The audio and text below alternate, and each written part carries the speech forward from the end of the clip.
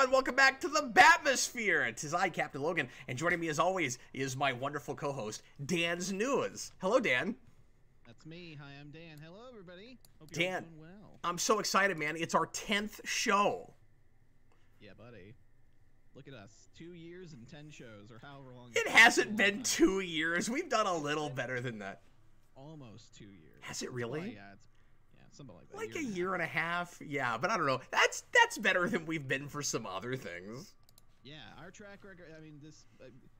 from our other track records, this is the most consistent we've been ever. We've never done a show for a year and a half, whether or not it was 10 or, you know, how many ever episodes.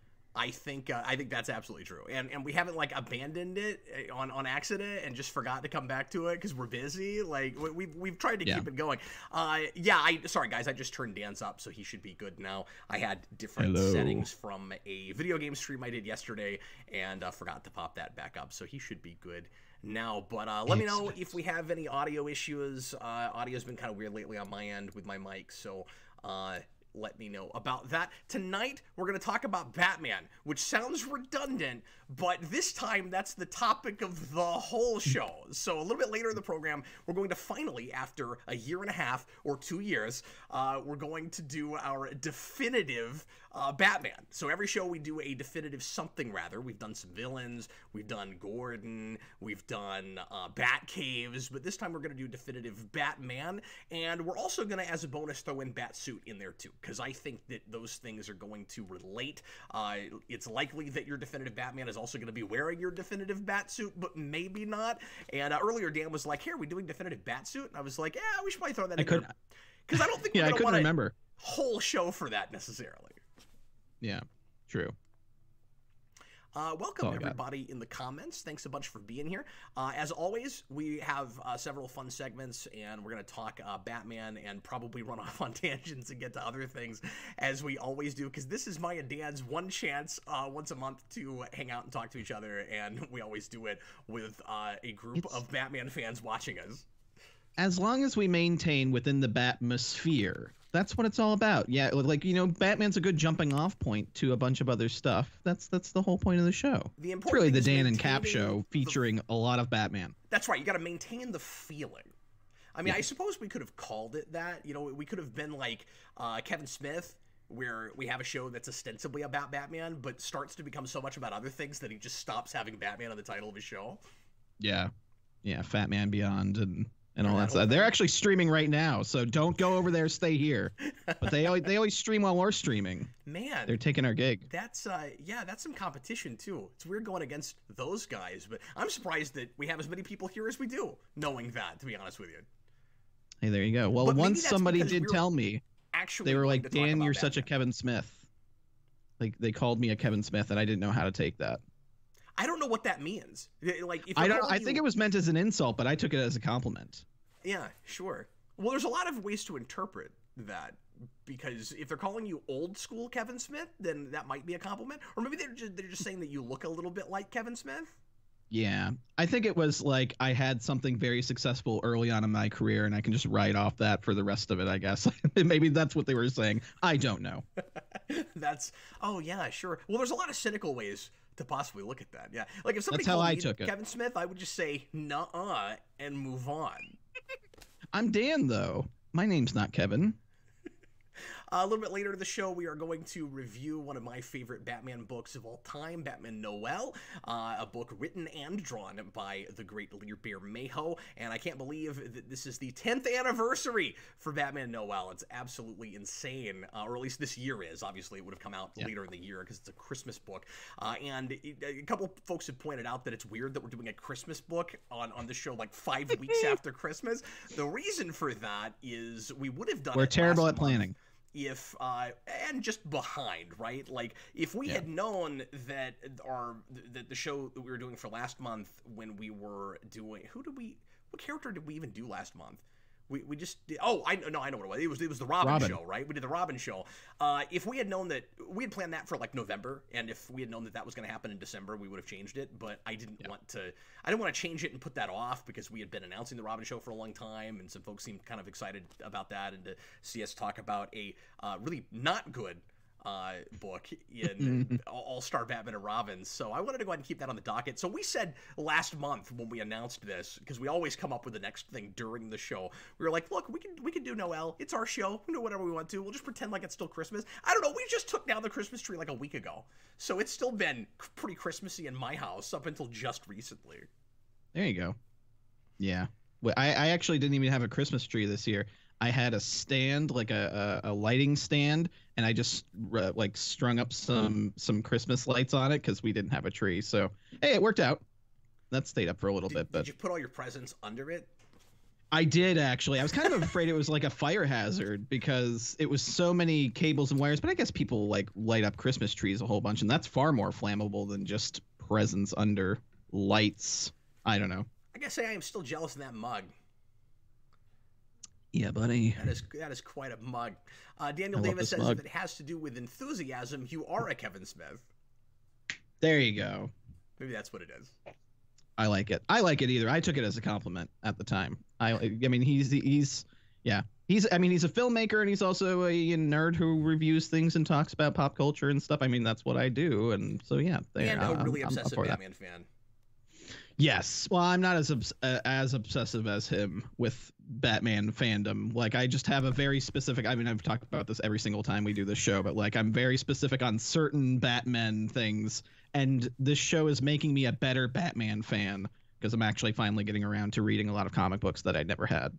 Yeah, and it's been a lot of fun introducing you to stuff, both brilliant and not so good, and things that I haven't even necessarily finished myself, because we did White Knight, and we both got to experience the entirety of that together for the first time. I had started that book, but didn't actually finish it until we reviewed it, so that was a lot of fun. That was a nice surprise, because I didn't know how well that stuck the landing, and oh god, that's good just all the way through.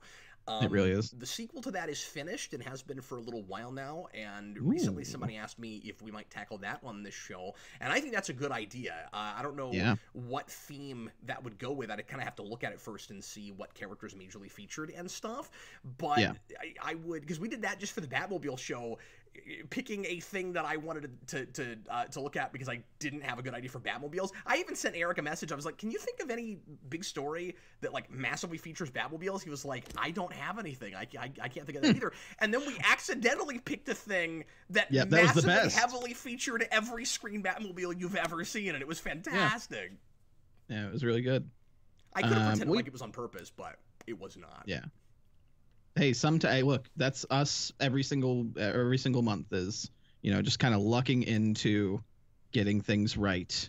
That's life. You just got to not try too hard, I think is what we've learned. You coast your way through life, and then if you never talk about it, people won't realize you're coasting. And then if you do talk about how it's an accident, then you look humble. Like, it works both ways.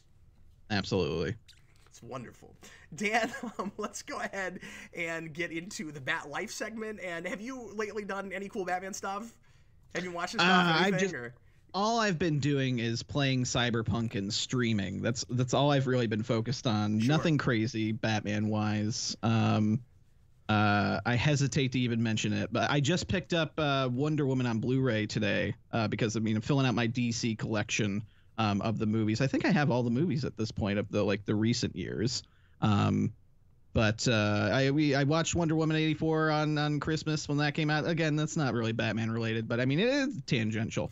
I really liked it. I know a lot of people didn't. I've watched some of your guys' spoiler review on it and all that stuff, and I see a lot of the criticism. I have a different experience with that movie every time I see it. The first time I didn't like it at all, and the second time I suddenly was appreciating it, and the third time I was back the other way again. So it is a pendulum swing every time I see that movie.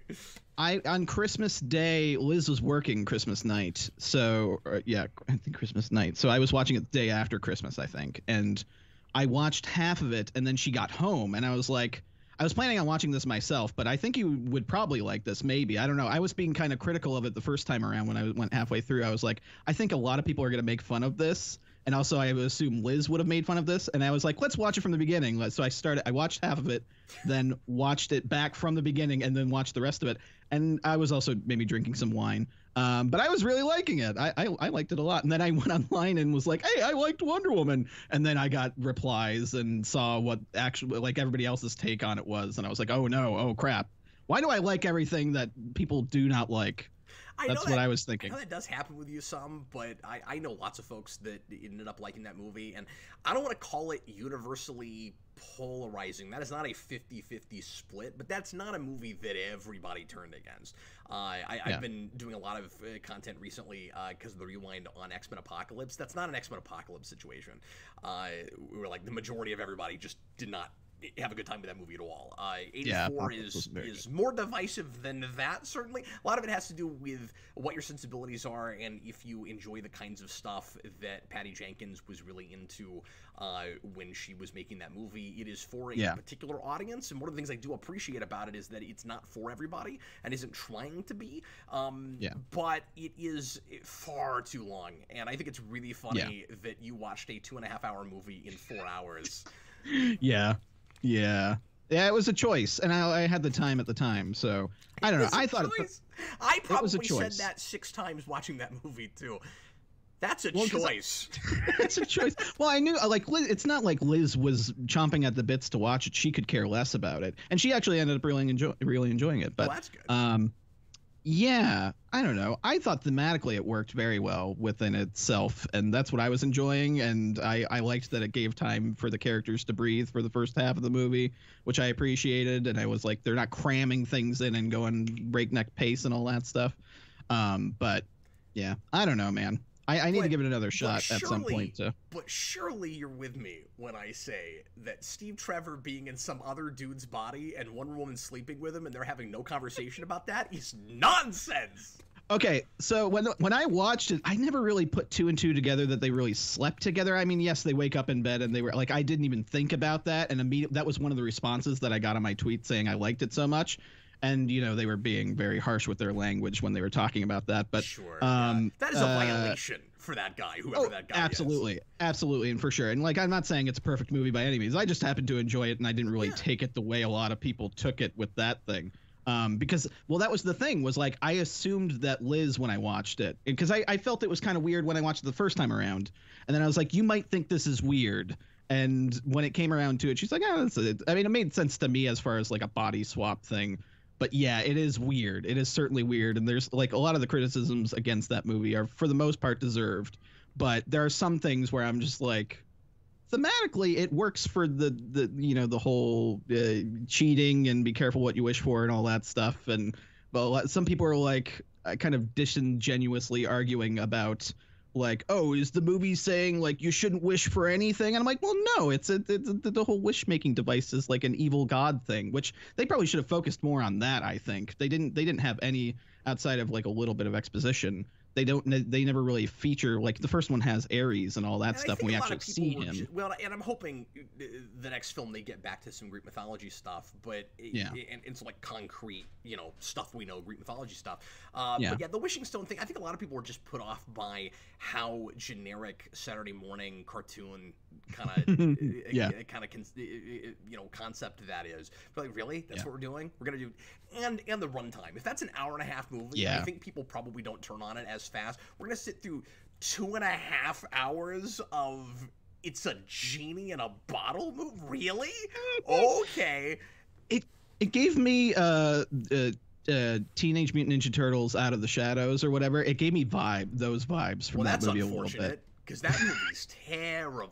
It's terrible, but I enjoyed it as far as like the Saturday morning cartoon thing. I thought it's not a good movie. Were a lot of fun, and that was about all that worked about it at all. You know what I didn't need? I didn't need. This is so weird. Krang punching himself back into his bodysuit. The heck is happening there? Krang was so weird in that movie. So weird. Bizarre. And again, look, I'm not like tied to. I have very little interest. Well, not very little interest. I like the old Teenage Mutant Ninja Turtles movies, but I don't have a hardcore attachment to the cartoon or anything. So for me, it was just like, this is really dumb. Like, this is the dumbest movie I've ever seen. Yeah. And I'm enjoying it for what it is. That was my takeaway from it. Lewis Cox wants to know if you like Michael Bay Transformers. Not really, no. I'm not. No, those movies are a headache. They are absolute headaches. Yeah, I have some proper film taste. Okay, it's just I tend to, I mean, that movie, that the Out of the Shadows was just so dumb that I was laughing at the screen the entire time and just having so much fun in the theaters. So it was just one of those movies for me. What's those end credit sequence? Like they have horribly drawn versions of the characters, like drawn over screen caps from the movie, and the Tyler Perry shot at the end makes him look so scary. And it's so ugly drawn. Anyway, hi, I'm Dan. I'm with you, Alan Drake. He says, big takeaway, Wonder Woman films need to stop having the final battle in darkness. They're 2 for 2 now. Maybe 3 will fix it. Yeah, that's a good call. And not just that it's, but just poorly lit. Just like I can't see what's happening. Yeah, it didn't help that the sun was coming up for us too. The sun was coming up, so we could hardly see the screen to begin with. Because our TV's really reflective. Well, of course the sun was coming up. You spent 17 hours watching a 2.5 hour movie. We're on the graveyard shift schedule, so like this is my morning technically. That's why I was drinking wine during the morning, because it was the end of my day technically. I'm not a day drinker. Even though it was 8 a.m. Except you are. Yeah. I mean, I am, but in a way I'm not, but I am. People are making fun of us for already going on tangents, but see, Dan just wants to feel important during the segment where he doesn't have anything to talk about because he's a fake Batman fan, as he always says. He's not a fake Batman fan. That's a joke. Absolutely. I'm just kidding. Dan, my recent Batman stuff has been pretty much all TAS. We did a marathon for animated series. I was only there for the first like 3 hours, but I think they did it for 5 or 6. We did a marathon on the Discord for Batman animated series, and everybody that showed up picked 2 or 3 episodes, and we watched as many as we could, and that was a lot of fun. And then my 2-year-old has been obsessed with that show lately for whatever reason. He just keeps begging me to put it on the TV. And he's actually been sitting and watching it, and I showed him Mask of the Phantasm, and Mikey sat all the way through that, which floored me. Oh, wow. He really enjoyed that. So that's been fun. So I've been bonding with my 2-year-old over Batman animated series. You'd probably figure that all my kids would be obsessive Batman fans given what my background and what the bunker looks like and stuff, but they're really not. Jason's more of a Spider-Man guy, and Freddie likes Batman, but he likes the 60s show more than anything. Oh, nice. Which is amusing. That's the one that if I put it on, he's glued to. But all 3 of them are very into the Tick, so that's interesting. That is the place where I really got them before I got them with Batman. Hey, there you go. Hey, that's awesome. Yeah, I mean, when the Adam West show was my first exposure to Batman as a kid regularly, because it was in syndication at the time in the early 90s. So I watched that a fair bit, and then the animated series came around and watched. Kind of fell in love with that. But yeah, I think the Adam West Batman show is like perfect for kids. That's like just one of the best kids shows ever. Hey, your kid's got some good taste there, Cap.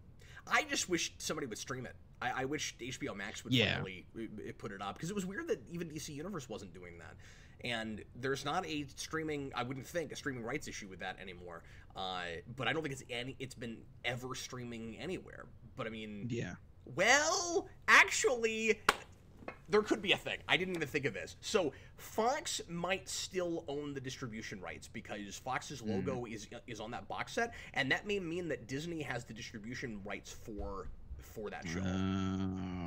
I don't know, but I just thought of that. It's possible that's. Oh man, that would blow, wouldn't it?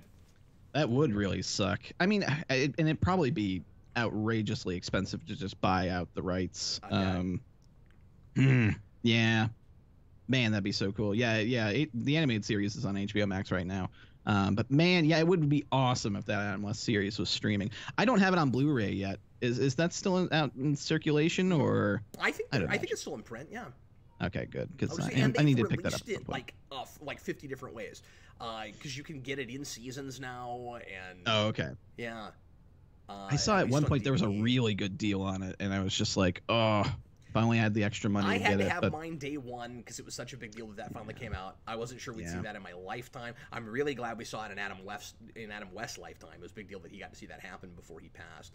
Absolutely. And that he was featured on it and was involved in that release, and they used him to sell it at cons real hard. He did a tour where he just went everywhere, just talking up the fact that they finally released it. So that was neat. But yeah, I really wish it would stream somewhere. That would be nice. No, Rohit Thahar, I'm talking about animated series, not 60s Batman. I'm sorry, you're talking about animated series. I'm talking about strike 60s that, Batman. reverse it. Yeah. No, I'm just saying 60s Batman is not streaming, and I don't think has ever streamed anywhere. But yes, of course, the animated series is there. Unfortunately, a lot of what DC Universe had before they just went defunct, they're now strictly comics. So it's DC Universe Infinite now, and I really like that they haven't changed, by the way, their interface at all. So if you were already subscribed to that, and then you start using it for comics now, you don't have to download a new app or anything. It flips over immediately, and it hangs on to all of your reading list stuff and your recently read and all of that. I thought that might all get reset, so it was nice that didn't happen. The library is the same, but of course they've lost all of their streaming, and HBO Max, I keep hearing, will slowly sprinkle in that stuff, but I don't know how much they'll, because they had some obscure things there. And, I don't know if they'll get that weird, 70s live-action something of the superheroes or whatever that was. That was so weird. I was going to review that while it was there for Rewind. Never got around to it. I'm kicking myself because there's all these things I feel like I should have reviewed while they were there that aren't there at this point, and some of which are easy to get on disc if you need them, and some of which warrant. But Brave and the Bold didn't immediately go over to HBO Max, and I have 2 of 3 seasons of that. The Batman didn't go over right away, I don't think. I'm not sure if Static Shock did, but I mean, they had a bunch of stuff. Superman the Animated Series is not there yet. So it was big news when they got Batman the Animated Series and Batman Beyond, but I was like, yeah, but what about the other 40 animated shows that I think they got Teen Titans? Some of it went over right away, and some of it was already there, I think, before they even went down, and a lot of it hasn't. So they didn't. Yeah, the Harley Quinn show was on there before they had swapped. Well, yeah, but that's a thing they. They're going to make more seasons that of makes that sense. for HBO Max. That's a current show. That's a different situation. I'm talking about the things that like older stuff they had, like the Birds of Prey live action show. No longer streaming anywhere. That was there. Now it's not. I'm watching through that with my son right now, and we're having to use the discs. So I know first world problems, but I'm hoping that some of those things will finally show up on Max, and they could have moved it all over. There's no reason they couldn't have. They just didn't. Yeah, definitely. Yeah, Blue Dragon 5, I know there's only 3 seasons of Brave and the Bold. I'm saying I have 2 of them, and I'm missing 1. I think I have 1 and 3 for whatever reason. But yeah, I didn't buy that all as a box set. The only other thing I've been doing Batman-wise is Rewind stuff. I just finished writing the Rewind for Batman vs. Ninja Turtles, which comes out this Friday. I just got that on Blu-ray for Christmas. Oh, yeah, cool. Watch it, because it's a lot of fun. And not to... Will do. Give anything away when I've reviewed this when it first came out, of course, and I'm on the record saying I enjoyed this. Watching it of course, my reviews are always based on my most recent watch. It's still good, but I surprisingly spent quite a bit of time on this. It's a much longer rewind than you'll expect. So anyway, cool. So that's my stuff. That's my Batman things. Behold, Cap's stuff.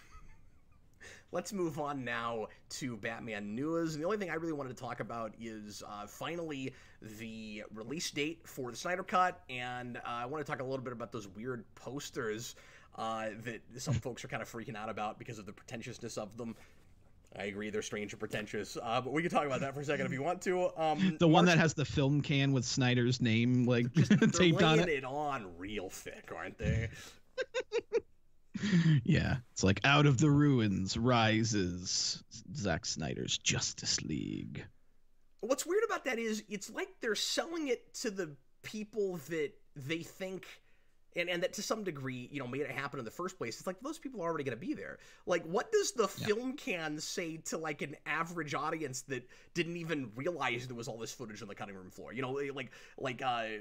People that... lay people that aren't big into this stuff, that went to the theater, saw Justice League, were probably indifferent to it, and they were like, oh, there's a 4-hour version of that? What is that? Snyder didn't make that movie? Well, his name was in the director credit. What happened with that, right? Yeah. what does that poster mean to a general audience? Nothing. Yeah. Yeah. Yeah, like in the last couple months, because initially they announced it was going to be a multi-part thing, and now it's just going to be 1 4-hour thing. I wonder when that change happened internally. Just happened. I wonder, and I'm assuming that everything we're finding out about the release of that is we're finding out 6 hours after they've decided what they're doing with it, because Warner Brothers seems scatterbrained and all over the place, and weird with this particularly, like... I don't know if this is true. There's no way to know without being a fly on the wall, but it feels to me like maybe Snyder has, for whatever reason, still a bunch of influence with them, and he just keeps getting them to change things.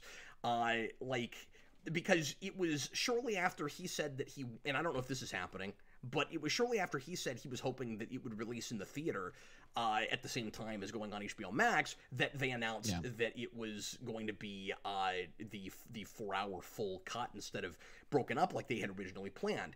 Now, I also still think that could have something to do with the fact that they're putting out their whole slate on HBO Max at the same time as theaters, and it's just another movie now, and they had, because originally what they had said, and I've talked about this already in the Captain Logan show, but I'll mention it again, they made a big deal out of not really having a lot of new material yet for HBO Max, and it's hard to make a lot of new stuff with COVID, so they're like, well... we're going to put out the Snyder Cut as a 4-hour miniseries and put it week to week and act like it's our Mandalorian or something. And that's kind of what they said. And then now that's not the main draw anymore, because they already can use new movies that you can see without having to go to the theater as their draw for the whole year. So now they can just use the Snyder Cut as one of those. So that may be it. It also might be Snyder walking into some executive's office going, I really want this to be put out as a movie. It's my movie. It's my cut. It's my Snyder Cut. It needs to be a movie. Maybe it's both of those things. I don't know. But I wouldn't be surprised if he pushed for that real hard.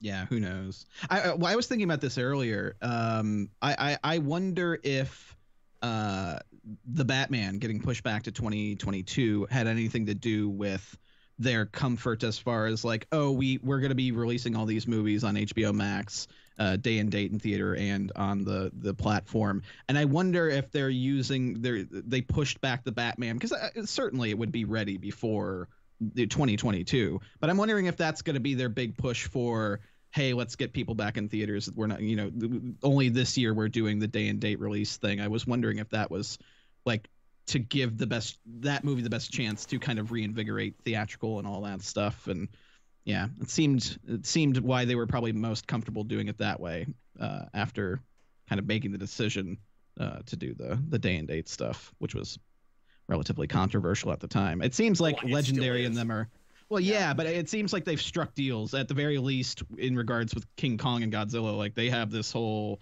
they just did the big marketing push with it, with the new, it's going on HBO Max, because right after that announcement, them and Legendary were very clearly not on the same page. Seems like they're kind of starting to strike some deals. And they pushed it back for the Snyder Cut, which is ticking people off. Yeah. Because it was supposed to air the same week that's coming out, and now they're putting it back a week, or at least that's what I heard recently. March 18th is the official date for that. Really weird that it took as long as it did for us to get a date. That is not 6 weeks out.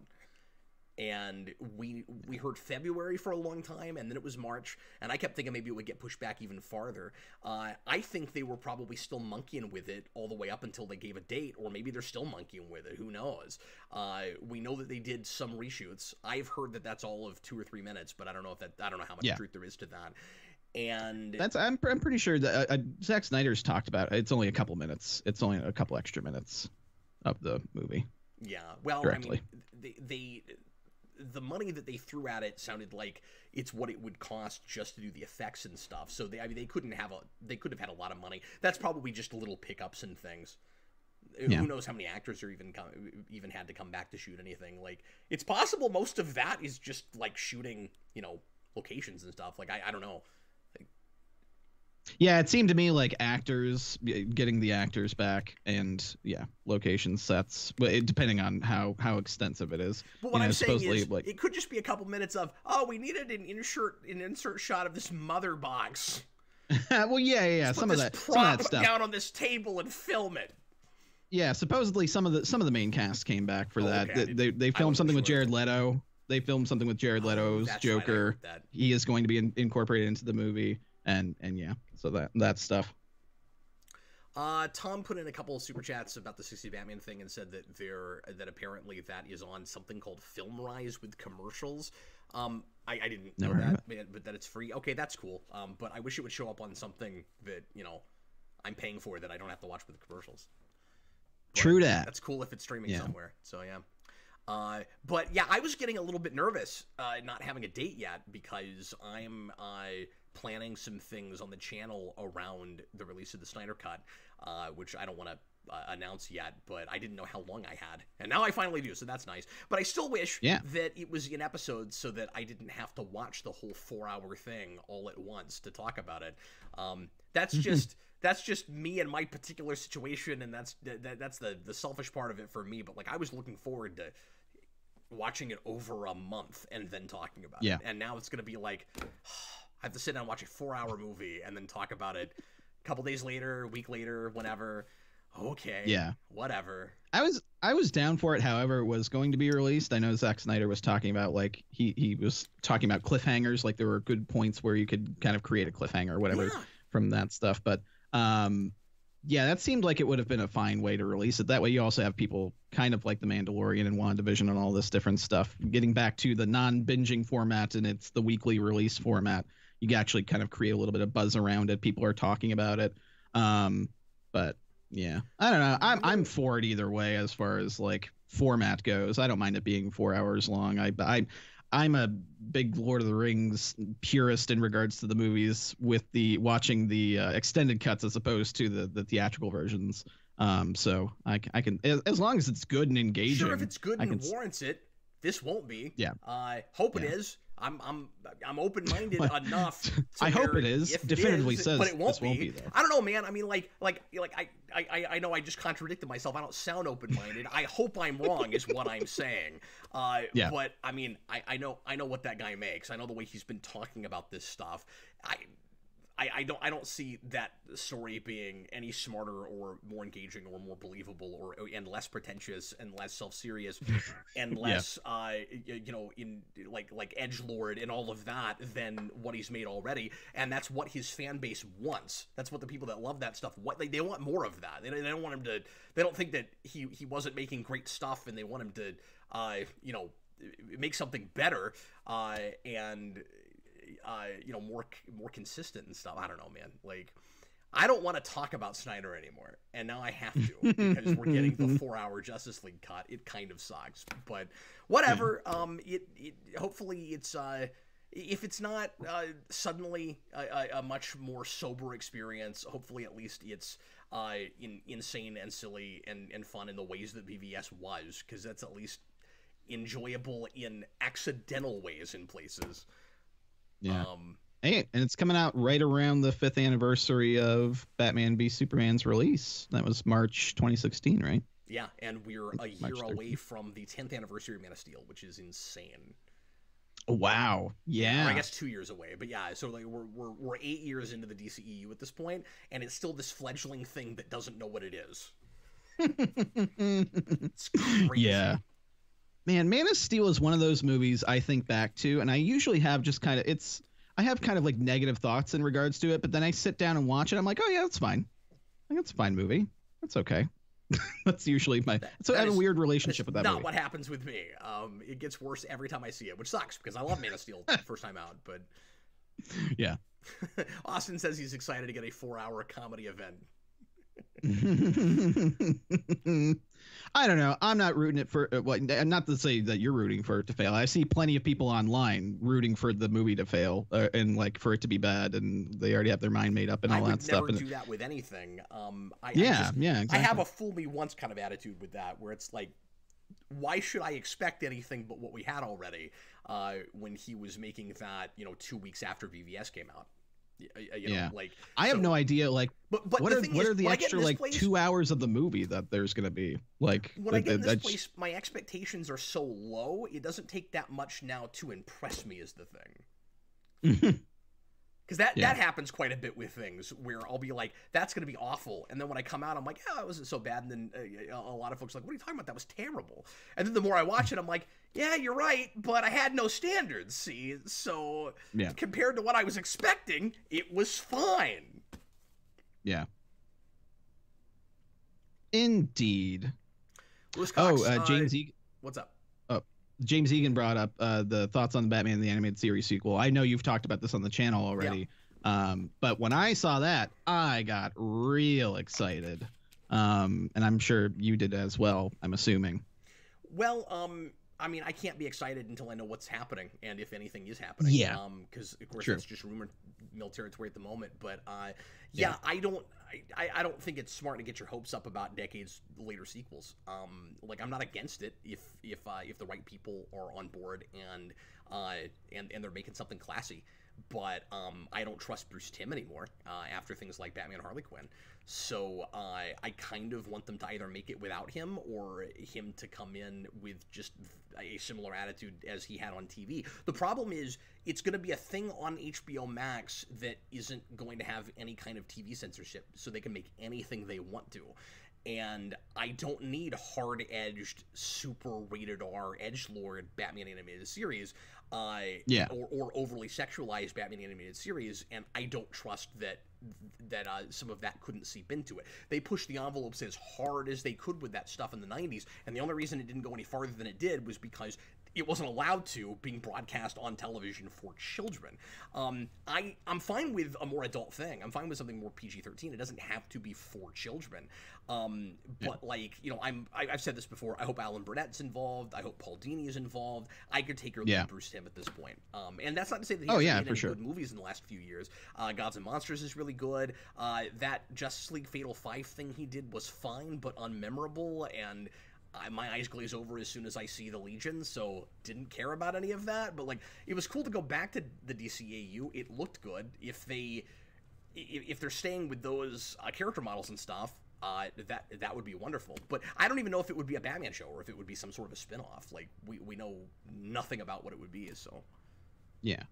Well, with my ignorance as it usually stands, I'm excited if it comes around for, like, you know, if it ends up being spiritually, you know, in line with the original series and all that stuff, and Dini's back and a lot of the, like you said, Alan, director guy, Alan, what's his last name? Burnett.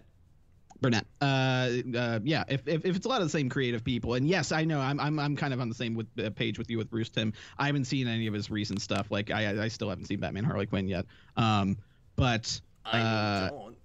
and he like, when I met him in real life, he kind of put me off, and I was like, so just in general, yeah, Bruce Timm aside, if it's spiritually similar to the original, I would totally be down. Yeah, I don't need Batman Harley Quinn, like, or the Harley Quinn TV show sensibility in regards to language or violence and all that stuff to be in an animated series follow-up. I'd rather it just be kind of more in line with that. But I also never watched the Justice League. I never watched the Justice League show, the animated series, and I kind of lost interest once it became more than just Batman and all that stuff. I kind of like the singular story involved with him, so I wouldn't want it to be like a Justice League show. I'd rather it be kind of more of a Batman parsed down kind of thing, like the actual animated series was. That way, I mean, if you're, and again, still rumor mill territory, but when you're saying a sequel to that show, I wouldn't expect Justice League, but how much stuff in the last several years, and we keep talking about this, have we gotten in Batman's universe without Batman?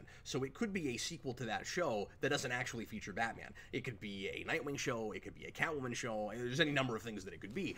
I doubt that's what they'll do. I would think that they would make a Batman show, but I don't put anything...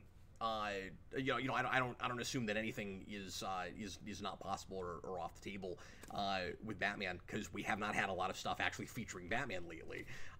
But I think a Nightwing show could be cool. I mean, there's a lot of different things that you could do that might be interesting. But all I'm saying, Dan, like, forgetting the Bruce Timm event and all of that, is you have to be leery of Decades Later sequels because very rarely are they ever any good. And even sometimes when it's the same people that are involved making them, they and sometimes especially when it's that, right? Because people can, lose their touch and be different people than they were 20, 30 years ago when they were working on something. And I'm in the minority on this, but I mean, I didn't even like the third Bill and Ted movie, which is all those same people, and I thought it was atrocious. So like I'm very leery of these things. There's very few of them that I have liked at all. Yeah. I'd have a little bit more of that attitude had we not have things like the Arkham series, like the video game series, which Dini came back for and had a lot of that spirit of the animated series with a little bit more edge, but not a crazy amount more. That's fair, but it wasn't in that continuity. Yeah, no, it wasn't, but it is it's using the animated series as a jumping off point in a lot of different ways. That's true. No, I mean that's a good point. That was also 10 years ago. Yeah. Well, I mean, Knight was 5 years ago, and he wasn't involved in that, and the story was bad. We've had this conversation, Cap. We have. And I brought you around on the Joker stuff once, but you've probably forgotten. Somebody asked me in the chat what was my interaction with not Paul Dini, Bruce Timm. I've talked about it before, I think, on the show.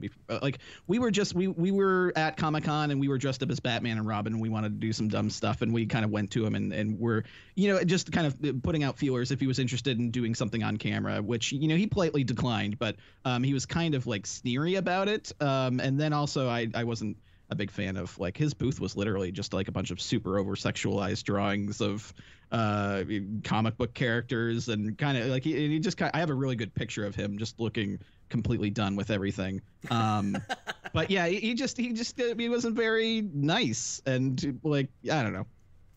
He was kind of dick. I mean, I've heard that story over and over and over again from people that have met him. Yeah. He's just a little off-putting. And I loved Bruce Timm. Like I love his character designs. Like on all of the Batman animated things. It is my favorite art style for anything animated. I just love that style. So it's one of those things. Don't meet your heroes sort of deal. Psycho Reviewer, I think the Dexter revival might surprise people, but it could also be the worst thing ever, so I don't know. I mean, and that's true of many of this stuff, sure. There's no reason to assume that will be terrible. There's also no reason to I think, get super overly stoked until we see it. Yeah. Nowhere to go but up from that finale. I'm sick of being burned by these things, man. Like, yeah. I don't know, cautious optimism, and I mean excited until there's a reason not to be excited, in my opinion. And I don't usually get super hyped about stuff. Like, I'm sure just before this Zack Snyder thing comes out, I'll be like, ooh, I'm itching to see it, sort of deal. But I'm reserving judgment until I see it, and it can. Well, it's my kind of thing is like it can only be better than what we got, in my opinion. Well, sure, but I mean that wasn't a movie. And if they made a movie, then it's already by definition kind of better. You know what I mean? Like, yeah, that low standards. That thing was so gutted and missing entire sections, and was obviously just a weird. Yeah, it was kind of a dead on arrival sort of thing, right? Like it was just a weird artifact before it was a movie. And I've never gotten people that watched that and were like super disappointed and acted like I always thought that like being angry with Whedon's version of Justice League, and I get folks like Connor Nielsen that just like were really upset having to sit through it, because I get if you thought it was a waste of time, but like because I didn't want Connor to think I was calling him out by saying this, like because he's one of the guys that that says that that's one of the worst movies like ever, and he might be right to some degree, but like you're almost giving it too much credit because it wasn't a movie in the first place. Like it was a fan forced situation where they had to get something out. Yeah, and it was heavily reshot, and man, my thing that just when I was sitting in the theater that was the hardest to get past was the mustache thing. Like right. The movie starts on that. It's like shoving it in your face for some reason. I'm like, why are you doing this? Like, why even do that? You could have been smarter about that. Yeah. I mean, absolutely. Yeah, they weren't super intelligent about the way they went about that. I don't know. Yeah. That was weird. Well, Dan, let's move on to our next segment, shall we? We're going to talk about our definitive Batmans, and we'll see if Dan and I have the same one. Baby. This is absolutely, without a doubt, the hardest thing to answer for me on this show, because I've always made the point that there's 101 different ways to do Batman legitimately and in a valid way, and it almost becomes a depends question. It's almost like, but of what flavor of Batman? You know what I mean? It's like what's your favorite ice cream? It's like, well, it depends on how much chocolate's in it. Like, oh please, what's your favorite crappy hamburger? Better metaphor. Yeah. Do you like it with pickles? Do you like it with mayonnaise? Do you like it with mustard? Do you like it with ketchup? Do you like it? Well, I tomato. Because I was thinking it's sort of like, do you want it in a bowl? Do you want it in a cone? Like there's a lot of different ways to experience Batman, and it almost has to come down for me to like a tie. But gun to my head, I think I have to overall, in the grand scheme, say animated series. I don't think there's any way around that, and I'm gonna assume that's what you're gonna say as well. Yeah, I knew we would both land on animated series, just because it is what it is. Yeah, no, absolutely. Animated series is kind of it's just, for me, I mean, Batman, a lot of the time Batman's portrayed as kind of a massive jerk in a lot of things, and he's so compassionate and understanding and very measured, and this is like Batman the Animated Series. Batman humor. Yeah, he is the most well balanced representation of Batman in anything. In Mask of the Phantasm, we kind of get his like origins and the starting and him stumbling and all that stuff, but like this is Batman in his prime, where he's the world's greatest detective, the master of martial arts. He's kind of a little too perfect, but he's just the perfect. Boy, that's I like flawed Batman, but yeah. Well, and he also is flawed. He's just not the same level of conflicted that he can be. I think the best way to put it maybe is that's a Batman that, even though there are a lot of stories like I'm always talking about that are about his refusal to change, that's a Batman that has character arcs. I mean, like, he goes through stuff and learns things. But you're right. That is the best role model Batman. Yeah. Yeah, he's not insane, and he certainly is a determined Batman, but he's not the kind of Batman that's going to let a lot of not innocent people, but like he's not going to be a jerk to the people he's working with, and he has respect, and I think some other Batmans, are kind of like the ends justify the means sort of deal. Yeah, and they're not self-aware, and they lose. And we'll talk about this with Noel, because it's that Batman intentionally. Yes. There's a deconstruction of that whole idea in that book. But you'll get a Batman who, very often, and this is how he's portrayed so much now. Even 11 or 10 years after that book, where he's detached from humanity and forgets why he's doing what he does in the first place, and everything is entirely about him, and he intentionally doesn't make relationships and doesn't let anybody in, and doesn't wants to be a complete loner. And animated series Batman has a little of that. I think he gets more cynical as you go along. Like, I think he transforms into that Batman when you get to Batman Beyond. And I think that we're intentionally playing with that idea and dealing with that. But you're right, animated series has the most optimistic view of Batman, and the most optimistic Batman, probably, at least on screen. I'm reminded of the episode Trial, which comes right out and says, no, Batman actually does not create the villains that he fights, and they would have turned into something like that even if he wasn't around. You don't get a lot of things that come out and definitively say that, but that series did, and impressively was able to walk this line where it's as optimistic as it is, but still doesn't lose the darkness and the gothic nature of Batman, of the world or the character. He's still broody. Yeah. Is that the one with the judge? Yes. Yeah, I love that episode. Yeah, it's been a while since they put him on trial for making that, like, it's like the villains are all woe is me. It's not my fault. I'm not responsible for any of the choices I made. Batman did this to me. And then you have the lady who defends him. I haven't seen this in a while. You have the attorney that defends him, and then the best moment in that episode is when Joker goes, you know what, you're right. And then the jury says not guilty. And then the Joker says, yeah, you know what? We're going to kill him anyway. It's fantastic. It's so good. He actually gets off, and they try to kill him anyway. It's so good. Yeah. David in the chat did a $2 super chat. I must have potentially... Is that... might be a David from my stream. Maybe not. Did you compare Batman to a crappy hamburger? That's a running joke throughout the Batmosphere show, is Batman is a crappy hamburger. It's just a thing. We need to get a shirt made up that says that. And I'm not sure when that came up the first time. The first episode, I think. The first episode? I think, yeah. Batman's crappy hamburger. But no, David's been with us for a long, long time. Okay. There's another David with a 22 in his name in my thing. Well, it could be the same guy. Gotcha. Maybe he watches us both. Maybe he's Batman and Bruce Wayne. It's possible. Man, I love your reasons for your choice. I was having a hard time articulating it.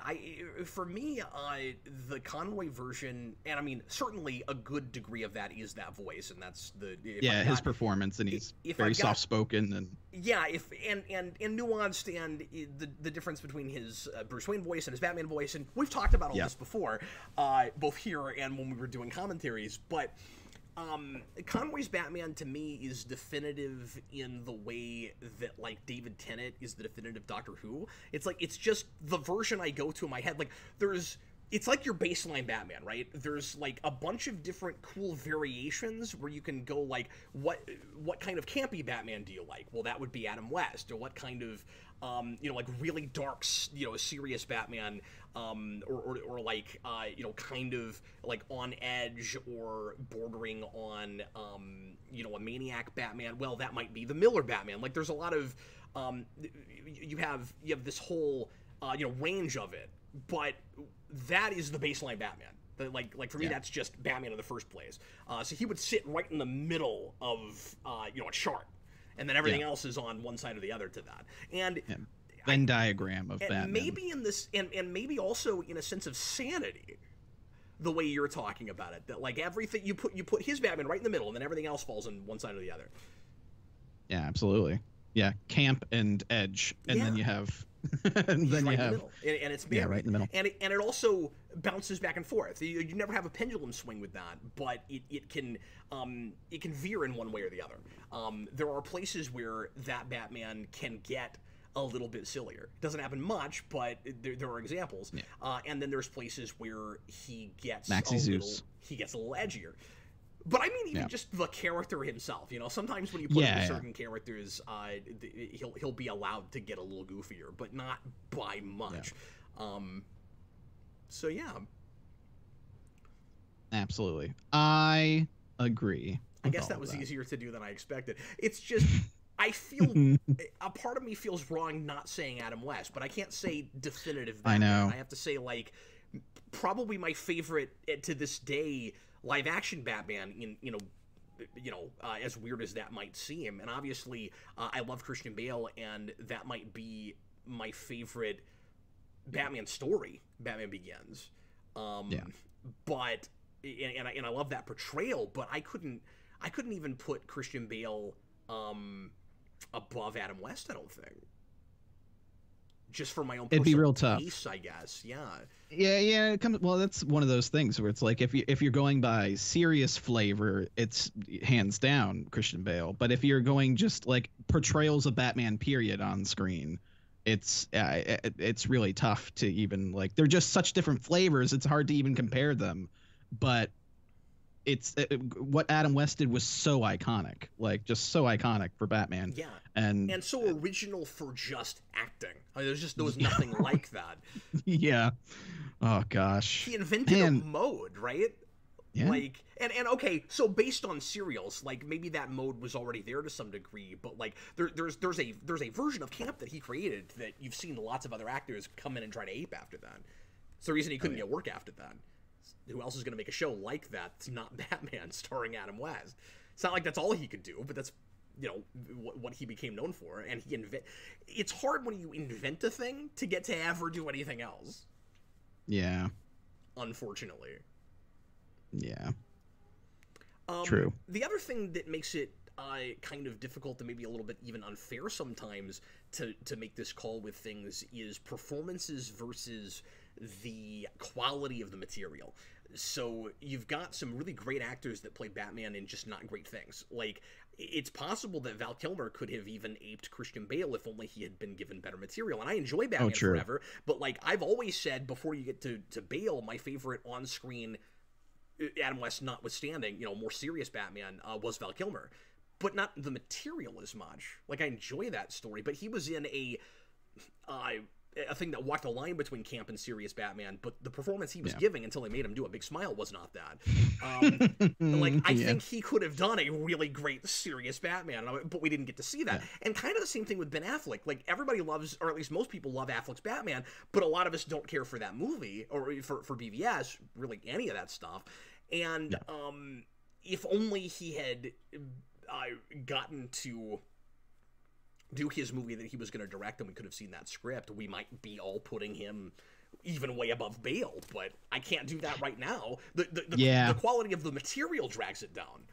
Yeah, that's my same thing too. You know, because when everybody was asking my thoughts before Batman v Superman came out, and even after, it was just like, I mean, he could be my favorite Batman, but he has to earn that. I mean, he has the look. I love the look of the suit, but like, and him as Batman, but he was just never given anything that, you know, was able to show us like, okay, this is like, he is just such a great Batman. He had all the potential in the world, but it was just never followed through on. And we only got to see him do it once. Yeah. And David 22 is 60s Batman, Beyond, Brave and the Bold, Batman versus Dracula. Those are all animated Batman things. I don't know what that list has to do with what we're talking about right now. All the flavors of Batman. Right there. Maybe that's what he's doing. Yeah, John. All those crappy hamburgers. Who has the better suit design? We need to talk about suits. Yes. Batman Beyond or Spider-Man 2099? I love this question. I love this question so much. I don't know. It drives me crazy. I think I have to say 2099. I have always been really nostalgic and partial to that suit. But I love the simplicity of the Batman Beyond suit. Like, it's one of those things that is genius because it should have been obvious. It's like, it's interesting, right? Because the easiest comparison to make to the Batman Beyond suit is actually the black costume Spider-Man suit. Like, the brilliance of it is the simplicity of it, and it's a Batman thing and a Spider-Man thing. But the Spider-Man 2099 suit, not that it's comparable to a Batman thing necessarily, but it's not as super simple, but is wholly unique, and there's nothing else like it. I don't know. I guess it's the 2099 suit, but I think they're both wonderful, and it sucks that DC and Marvel don't play ball together anymore with crossovers, and that we have never seen that happen, because that's the big... People ask me all the time, like, what's the big crossover you still need to see, Cap? And I always have to, like, rack my brain, because we've crossed so many things over now, especially in comics, that I'm out of ideas. But that's the big one, because we didn't do it in the 90s when we were still crossing stuff. And Batman Beyond was actually a little bit too late. I think by the point we did that, we weren't really doing the DC Marvel crossovers anymore. And I think Amalgam was really the last big one.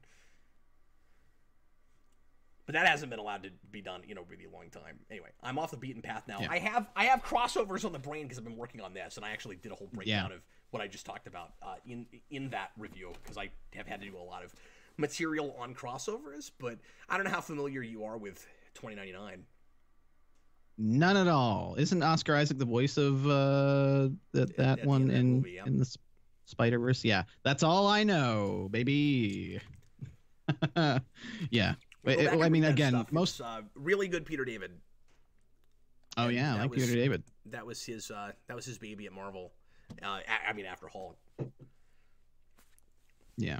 All right, Batsuit. We gonna talk Batsuit? Yes, let's do that. Do you want to lead or me lead? No, why don't you lead this time? Because I kind of took over with the first one. Go ahead. Yeah, it's really tough for me because in talking about Ben Affleck's Batman, that was the suit that I wanted to see on screen for a long time. I mean, the black armored suit always makes sense in a more realistic fashion for Batman on screen. But man, I love that gray and black mix with the fat Batman symbol. I always like that Frank Miller kind of style Batman symbol. And it's tough for me to kind of, because it's like, just watching the animated series for so long, I always just wanted to see that suit in live action. Not that it's the same suit, but I think the Ben Affleck suit might be my favorite because it's that skin tight, I thought about it a lot earlier once you had told me like we were doing suit along with Batman, and I just really love the silhouette of it. I like the short ears. I like the fat Batman symbol. I love the look of it. I just keep thinking of that shot where he's coming out from the wreckage, like in the burning, like he's just hulking in it. I like the silhouette of it. It's intimidating. Like I would be like it'd scare the crap out of me if I saw a guy coming at me like that who was hulking in this like big suit. Yeah, it's kind of my definitive version of that suit. I wish we would have seen it more, but yeah, I don't know. I think that's where I land. I know a lot of people feel that way. I never have. I mean, some of it's just what I grew up with, and it was much later when I read Dark Knight Returns, and I love that material, but the suit didn't really resonate with me. Like, for the sake of that, the problem is I think that's great for that story, and only for that story. That's about an older Batman who has bulked up a lot, and the scary look of that is indicative of like where he is in life at that point, and like where the world is and stuff. And I don't think BVS was able to really capture that. I guess I appreciate that if they had to go with that suit, it was with a Batman that had been around for a long time. But yeah, it's too stylistic for me. Like, that never was a thing I wanted to see translated. I honestly, I was baffled, and I'm not trying to argue with you. That's cool if that's what you like. It's just aesthetically, it's my favorite. Sure, I couldn't picture it. Like, and for years I heard people like, I really want to see that suit translated, and I was like, it's too stylistic. That's a suit made for a comic book. Like, my favorite live-action Batman suits are not translated directly from page to screen. They're things that were developed specifically to look good on the screen. So my definitive bat suit is still the '89 suit. I don't think you ever get better than that on screen. I knew you were gonna say that. And yeah, well, I can't help it. I mean, I'm still so nostalgic for that. And yeah. And the litmus test for me is that's a suit that works great backward and forward. Whenever we've taken it and translated it to comics, it looks great there too. It looks kick-ass in the comics as well. But I don't love taking the Miller suit and translating it to screen. Having said that, it looks fine in that movie, but I'm distracted because I'm not watching an adaptation of Dark Knight Returns, and the adaptation stuff that is there is really surface and superficial to me, so I'm distracted by that. I want it to, it's going its own way enough anyway that I want it to just invent new suits. Like, and it's also weird that this is neither here nor there. It's also weird that it's with a Superman suit that was invented for that first movie, and then they went specifically for the Dark Knight Returns. So that's weird, right? Like, now you're adapting, sort of, at least visually, Dark Knight Returns with the Superman that you made up kind of whole cloth, but then you're also going to do Death of Superman at the end. I cannot get my mind around any of that. It's very, very weird. So just the context of those movies, I almost think it works better in Justice League just because that has nothing to do with Dark Knight Returns. Like I'm more distracted by the fact that they're kind of half adapting things with that, but not really adapting it. I don't know. It's weird. Yeah. Like, they didn't do a bad job with it. It looks fine. It's just it's not what I wanted. That's I don't know why. That's just never been a thing that I needed to see.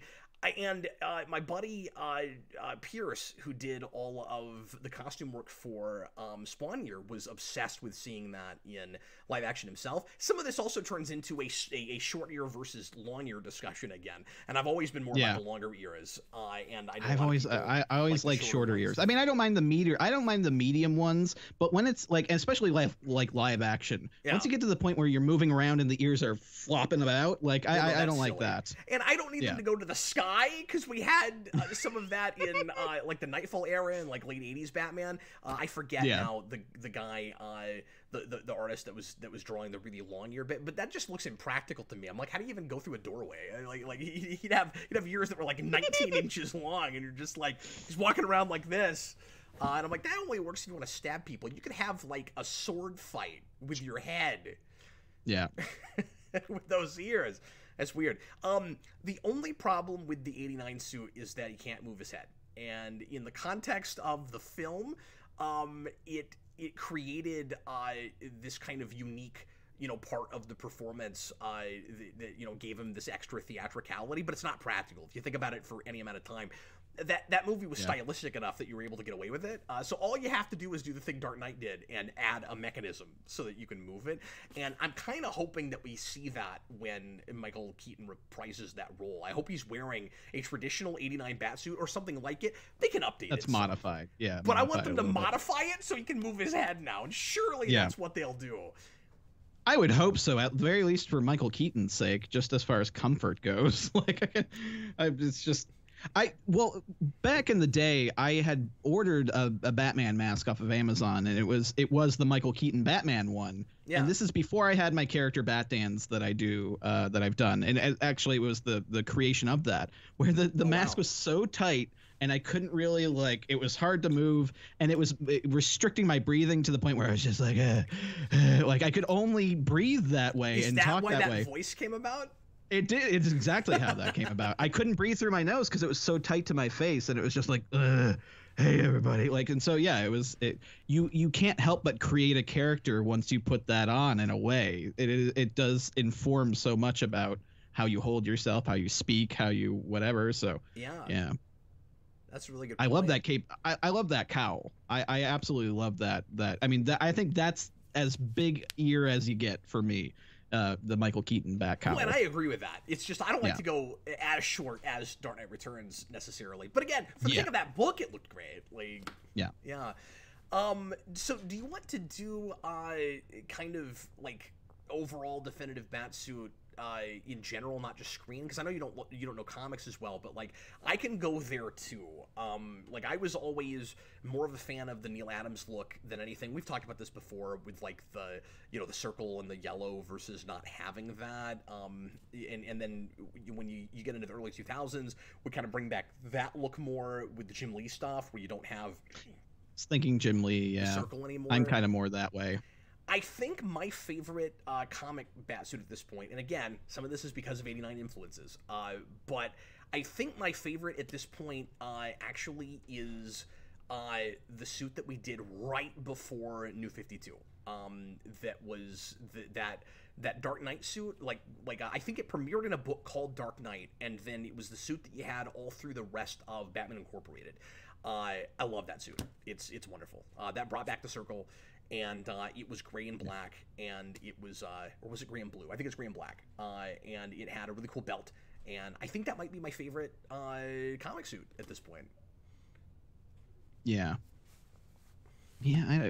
I'm kind of more preferential towards the Jim Lee kind of Batman Hush sort of style of bat suit. And we'll talk about it once we get into Batman Noel a little bit more, but I mean that suit is just that's a beautiful suit, and I love how practical that suit looks. Yeah, because it looks like you can make it at home, and I realized that he's a billionaire and all of that. But I love the cargo boots, and it's cool. I just want to show you this suit real quick. Let's see if this will go to the right monitor. Yeah, I think that's my favorite. Yeah, they had that in Arkham Knight, right? I'm pretty sure they have that. They did. That suit. Yeah, that's a gorgeous suit. I think at this point. Yeah, that's a good blend. That's a good blend of 89 Batman and kind of the Adam Westy classic kind of like gray and black suit. So if you prefer real nice. that Jim Lee design, does that mean that you're actually more of a fan of the character model in the season 4 stuff in animated series? When they went when they did the redesign? Yeah. It's not bad.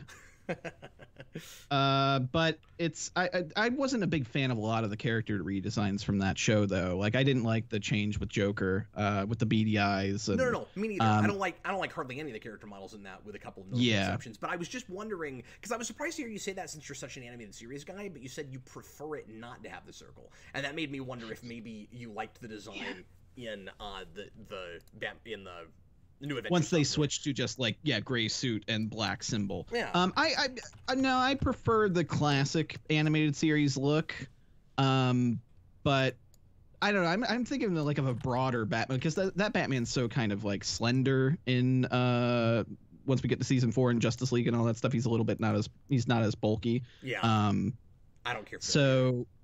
But I think the symbol works on a bulkier Batman for some reason. Yeah, he's very angular. Even more so though when you get to Justice League, he becomes rail thin in that. No, I know. Yeah, that's what my brain went to. I do love that Nightwing suit though. Yes. Oh, yeah, absolutely. I agree with that, and I like the Robin design and the Batgirl design as well. But I always complain about the designs in that. I guess I like the sidekicks fine. Yeah, they're absolutely fine. It's just more so the villains. It's just a completely different style. You went from one specific style to a completely different style, and it throws a wrench into some things. But I don't know. It just kind of depends on how it's done. I do like that gray with a black symbol, but I'm not a big fan of the shape of that symbol. I think it works better with that kind of fat Batman symbol, like the big old Batman symbol with like. Folks in the comments were talking about the Earth 1 suit. I almost went there when we were talking about that Dark Knight suit or the Batman Incorporated suit from earlier. I like that one too. And somebody mentioned this, there's a cool evolution that happens with that suit, where it starts with this like weird, instead of the circle, almost like a trapezoid thing. And I don't love that, but it's it's got this weird trapezoid thing initially. Strange shape. And if that had been the suit all the way through, I wouldn't have loved it. But the again, the transition from one to another was really cool. Yeah.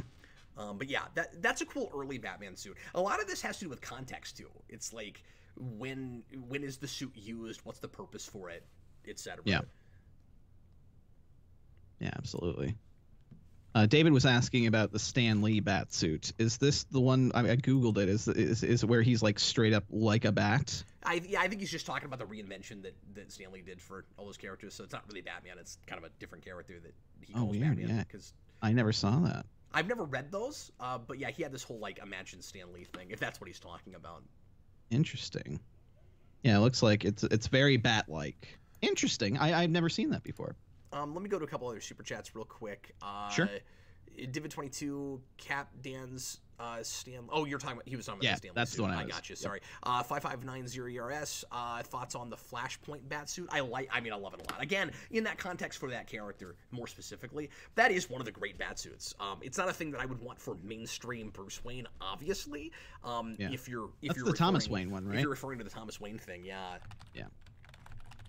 That one has a little bit of red in it, and I love the red, he's got the pistols. Yeah, and he's got the weird shoulder pads, which might be going a little too far, but I still dig it. It makes him look kind of devilish. He's got almost a vampire thing going on. Yeah. And he's got a little too much going on with his belt, but that's because he's got gun holsters. Because we had to make a point of Batman with a gun, or with guns. But it's a really unique logo. Yeah. That is really cool, but the kind of like the red swoop under it. Yeah, that's cool, because you never really see usually it's contained within the colored circle or whatever. The idea of it like just expanding out of this, it's that's pretty cool. Point. It becomes and this might have been on purpose, but it becomes almost more like a Flash logo or something, because the circle, because it's not encompassed within the circle. It's shooting out of it, like you said. Yeah. Dan, let's go ahead and get to our review pretty quick. Are you do you mind if we take like a 2 or 3 minute break real quick and then? That sounds great. I could pee right now. Cool. Well, let's go ahead and do that then. Guys, we'll be with you again in just 3 minutes or so, and we will talk about Batman Noel. So yeah. We'll see you in just a little bit.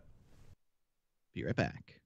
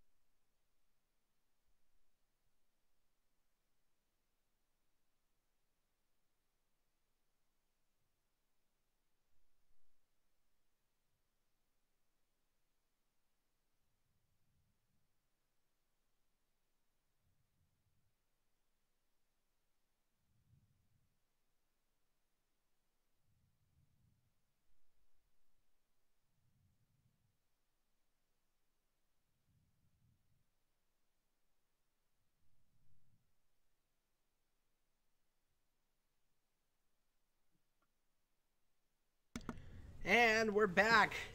Hello. Danz, before we get to our review, I feel like there was another super chat we maybe missed. And my dashboard is not showing all the super chats together like it usually does. Maybe I'll refresh this here in a second. David22, another $2 super chat. Spider-Man Noir versus Batman by Gaslight. Which 1 and 2? I don't totally understand which 1 and 2. If I had to pick between those two things, I've never read all of Noir, so that's kind of unfair and hard to do. I'm a big Gaslight fan, so I'd probably end up saying that right now, but I would have to go back and actually finish Noir. I like what I read of it. Yeah, I was saying in the chat, that's a neat suit. I like the Gotham by Gaslight suit. I mean, it's just a neat concept in general. Oh, if we're just talking suits, yeah. Yeah, definitely the Gaslight suit. But the Noir suit is genius. They're just weird things to compare because they're different eras and they're different characters. Like, yeah. Oh, I didn't even mention like the Arkham Knight suit. is so nice. I love that Arkham Knight suit. Because there were some folks in the comments saying that was their definitive suit, and I thought about that for sure. Definitely up there. I think I still prefer the city suit, but maybe I'm a crazy person. Yeah. I can see that for sure. How much of that at this point is nostalgia? I spent so much time with that game, and I don't know. I love playing Night. Don't get me wrong, but just the whole aesthetic, the whole everything about City, flaws and all, warts and all. I love everything about City, even the things I don't like. Does that make any sense? I don't know. No, I get what you mean. I had a friend who she's never played through any of the Arkham games, and she just played through Arkham Asylum a couple months ago, and then she just started the other day Arkham City, and it's so nice watching her go through the game with no expectation of what's going to happen or anything. Yeah. It's like reliving it again. Well, and it's neat how many people got into Batman playing those games, because there's a lot of folks that didn't know Batman or care about Batman, but just were video game people. Like, well, I like this type of gameplay, and so they were playing that game. Or I think this happens with video games. This is the big thing everyone else is playing, so I have to check it out or I'm left behind, right? Like, I think that happened with that franchise to some degree too. And and thank God for Dini, right? Because it would have been really unfortunate if you had great gameplay but not great storytelling and not great characterization.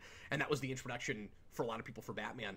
Could have been a big misstep where it's like, well, you'd hate it to be a situation where they loved, the way the game played, but they couldn't fall in love with the character, or they did, but they didn't get him, Yeah.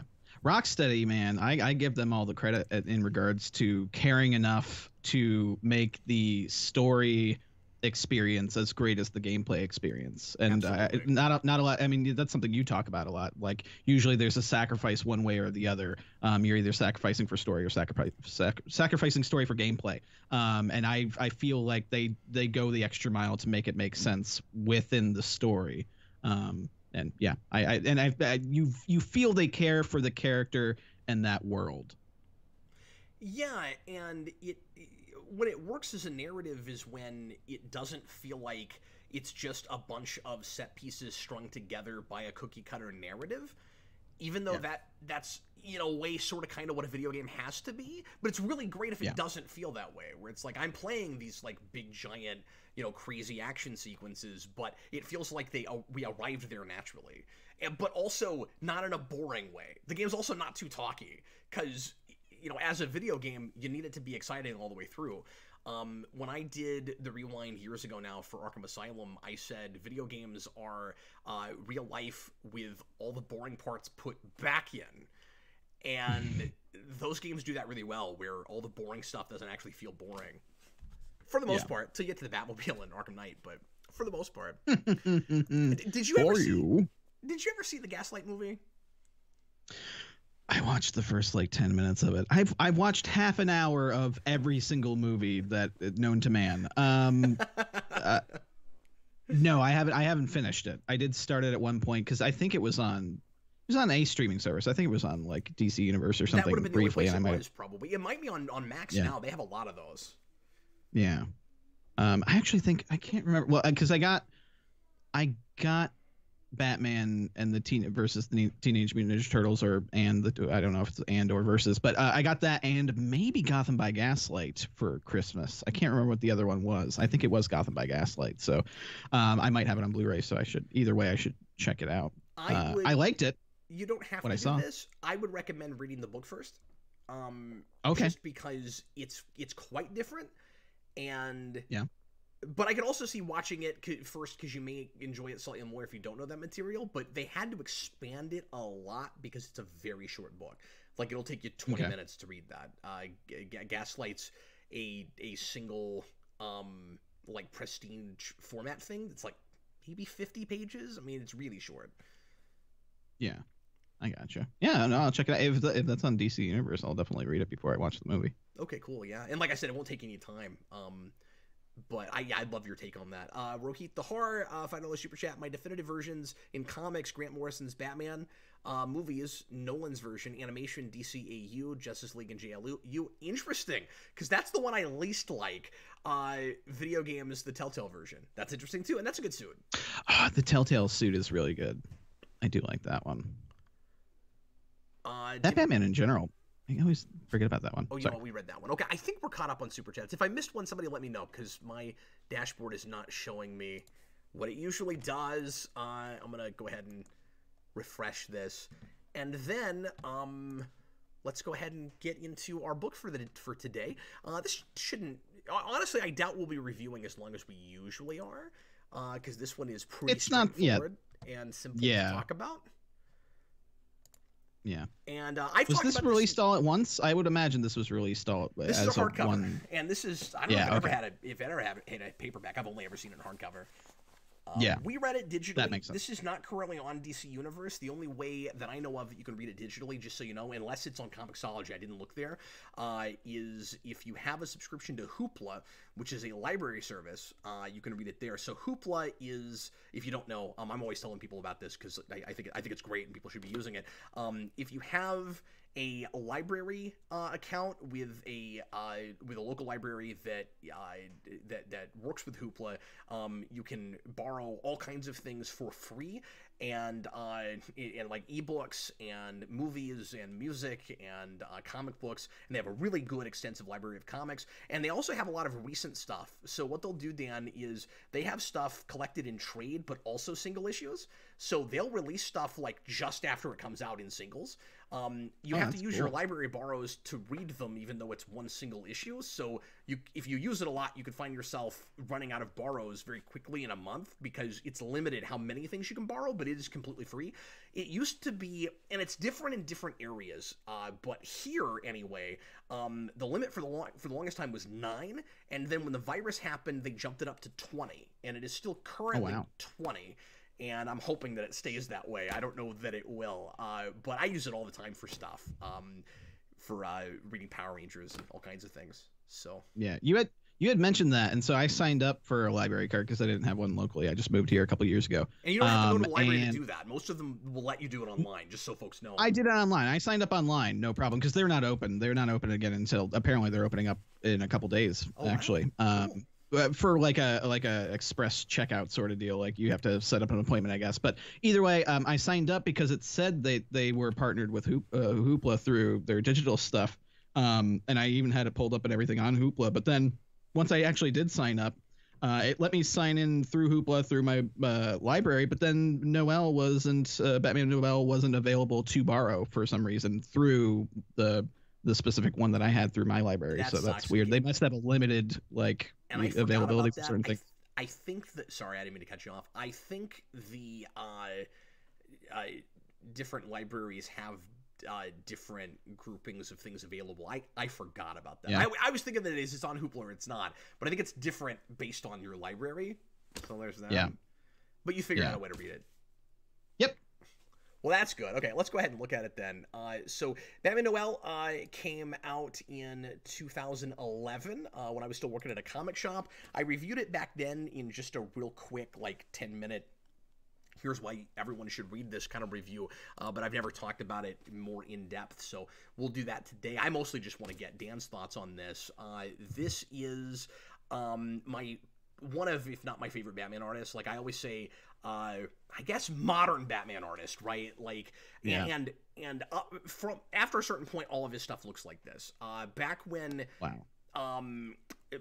he was Liber Mejo, back when he was at Wildstorm in the late 80s, maybe late 80s, definitely early 90s. I guess it would have been early 90s.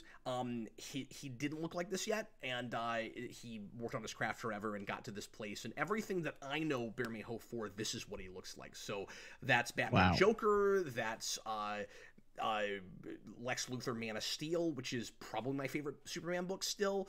That is his Rorschach book, and this is mostly all stuff with Brian Azzarello, because Lee Bermejo is not usually a writer. This is the first thing he wrote.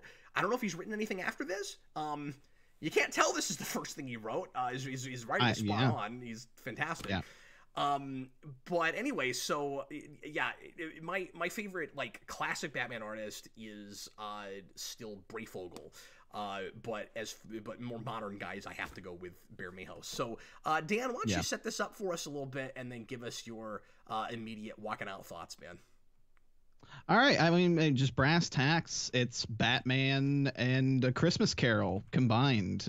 We are being told a story from the perspective of kind of an unknown narrator throughout a lot of the story, focusing on Bob Cratchit from, well, not Bob Cratchit, but Bob. I don't know if they ever call him Bob Cratchit. They refer to Scrooge a lot, and within the context of the book, Scrooge is Batman / Bruce. And poor Bob, he has his son little Tim, and he's resorted to a deal with the Joker to try to put some food on the table, get some money for for Christmas time or whatever. He's turned to crime, and Batman is using poor Bob as bait to figure out what the Joker's doing and apprehend the Joker. And this Batman is just full on. He is the kind of lost touch with humanity a little bit Batman, where he's too brutal and he's using Bob as literal bait to catch the Joker. And Bruce is sick. He's been out fighting crime in the cold Gotham City, and is potentially contracted pneumonia. And throughout the story, he doesn't know if he's hallucinating or what at points, and he's visited by three figures from the past and the present and the future or whatever. It's a Christmas Carol. It's not very super complicated, but my goodness, is this one of the most gorgeous comic books I have ever read. It is a feast for the eyes. Every single page, it is just brimming with beautiful artwork. I was very, very impressed by the overall look of everything. Just like the warm, you feel the warm when it's warm, you feel the cold when it's cold. It's just so great. My goodness. Yeah, nobody does atmosphere like Bermejo. And that's the biggest word you'll hear bandied around when people talk about Lee Bermejo is his stuff is very atmospheric and has a lot of brilliant ambiance. Yeah, well, he uses negative space so well. There's one point where we see there's a shot of Batman on a sky, like on a rooftop, and then the rooftop is completely black, and then it on the panel below it, which there is no seam to the panel. That one right. Well, no, not that one. That one. Where that one, the one with the lump. And how 89 is that shot, by the way? I know the wings out and in front of the Sprang sign, and that's a nice callback to Dick Spring, by the way. And yes. You see the edge of the roof line there, and then it comes down to his cape in the next frame. That split off, just things like that. That's a great point. There's some neat panel layouts all over this book. Yeah, I almost am not even thinking about them as panel layouts, because this is one of those books, and I talk about this a lot, where the whole page is a piece. So even if it's broken up into panels, you wouldn't take a panel out and make it a poster. You'd take the page, like the page itself, as panel layouts, as layouts, is a work of art in and of itself. Yeah. Oh, and it flows so well. Even the ones that aren't reading specifically left to right, there's some panels that you read kind of like from. It's kind of almost like diagonal up and down and side, but it flows so well, and your eyes follow the action. That shot, goodness gracious, that page. Yeah, it's killer. It might not be the most complicated story. It visually and just the general tone, like you said, atmosphere. It is that atmosphere. My good. Well, I didn't know that it was a first-time writer as far as the story went. I was actually remarking when I was reading this. This guy kind of talks like this narrator kind of talks like me at points. At one point, he says "and all that jazz" at the end of a thing, and I was just like, I say that all the time. So it flowed very well, and it was so well paced and written that oh gosh, it was really so kinetic. Good. Like when you hear people talk about kinetic comic artwork, this is a prime example. It's not a complicated story, obviously, but it is brilliantly thoughtful. One of the neat things about this book, I'll go all the way back to the beginning here, is it opens with our, as you said, initially nameless narrator. Full spoilers, but we'll find out at the end that and I called this the first time I read it, that the narrator is actually this Bob guy, and we don't know if his name is actually really Bob.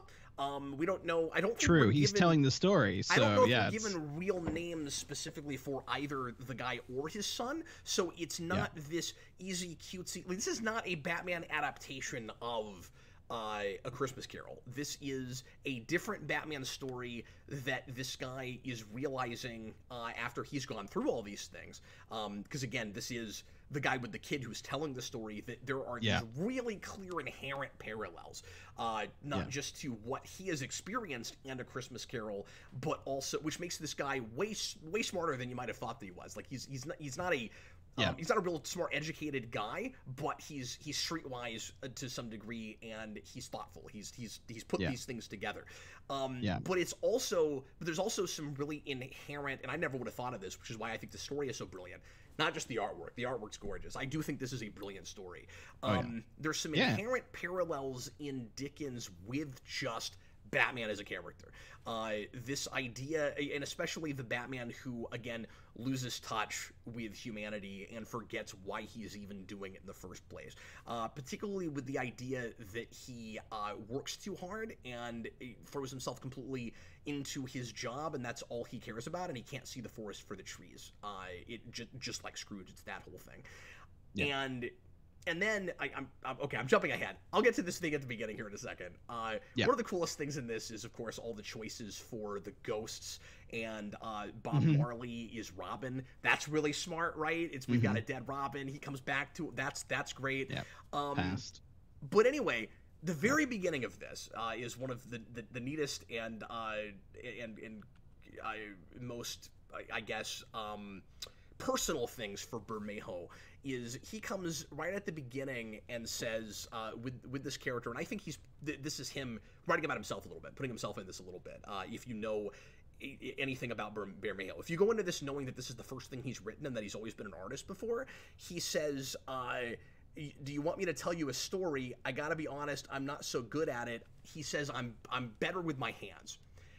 And that's really cool. He's like it seems like it's Bermejo.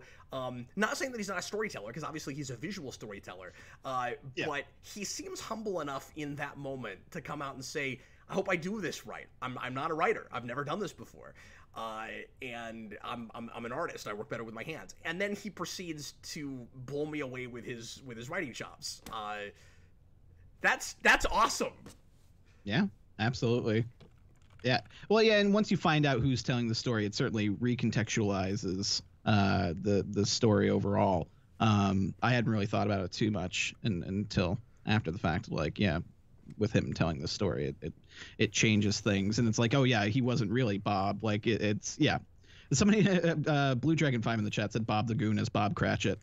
I was going to say, I want to think that he actually is just a more humanized Bob the Goon. Like, I wish this guy's name was definitely really Bob.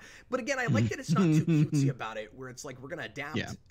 It's going to be yet another Christmas Carol adaptation, because we've seen this a million times with a million properties, right? And a lot of them are really fun and really good. Some of my favorite versions of A Christmas Carol, we talked about this back in December, this is feeling kind of surreal to me now because I'm going back to Christmas, have been from other properties, things like Muppets Christmas Carol, Mickey's Christmas Carol, etc. This is not Batman's A Christmas Carol. This is contextualizing a story, a really simple story within the framework of A Christmas Carol, and suggesting that Batman has some things in common with Scrooge, not just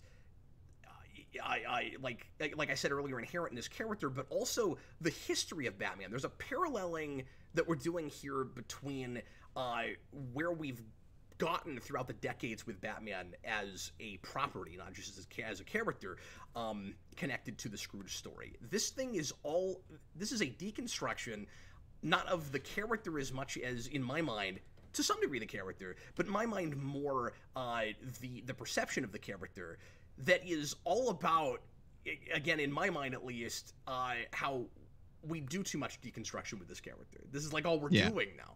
And when you get to the end of this book, it brings Batman back to his classic roots. It's like it's about how we need to go back to. We need to remind ourselves and maybe remind Batman why he is fighting crime, why he does this in the first place, and and to get back to just telling stories about Batman actually helping people as opposed to just his obsession with fighting crime. And so this is a Batman who's not helping people initially. He thinks he is, but it's really just his obsession with the Joker, his obsession with finding that guy. And he'll do anything like Dan said, anything he has to get there, including throwing this guy under the bus, this Bob guy, because he thinks that like Scrooge does, he's expendable, he's not important, he's worthless. I love that we even have Batman saying decrease the surplus population. I was going to bring that up. The surplus criminal population. And that was such a great throwback to A Christmas Carol and a perfect contextualization within this story of that, because this is that he starts off being that ends justifies the means Batman, not realizing his ultimate realization is that there's a human cost to this. And this is kind of one of those things where it's like he is creating criminals, but this is just a guy who's down on his luck, who's trying to survive in this city because of his poor paying job or whatever, as we're being told throughout as narration of the story. But he could potentially be setting up a poor life for this guy's son, and at one point Batman is even like, they all have kids. Like he is just completely lost sight of, they're not people. He conveniently dehumanizes them because it makes his job easier to do. And then you have that question of, how does that make him any better than the criminals he takes down then?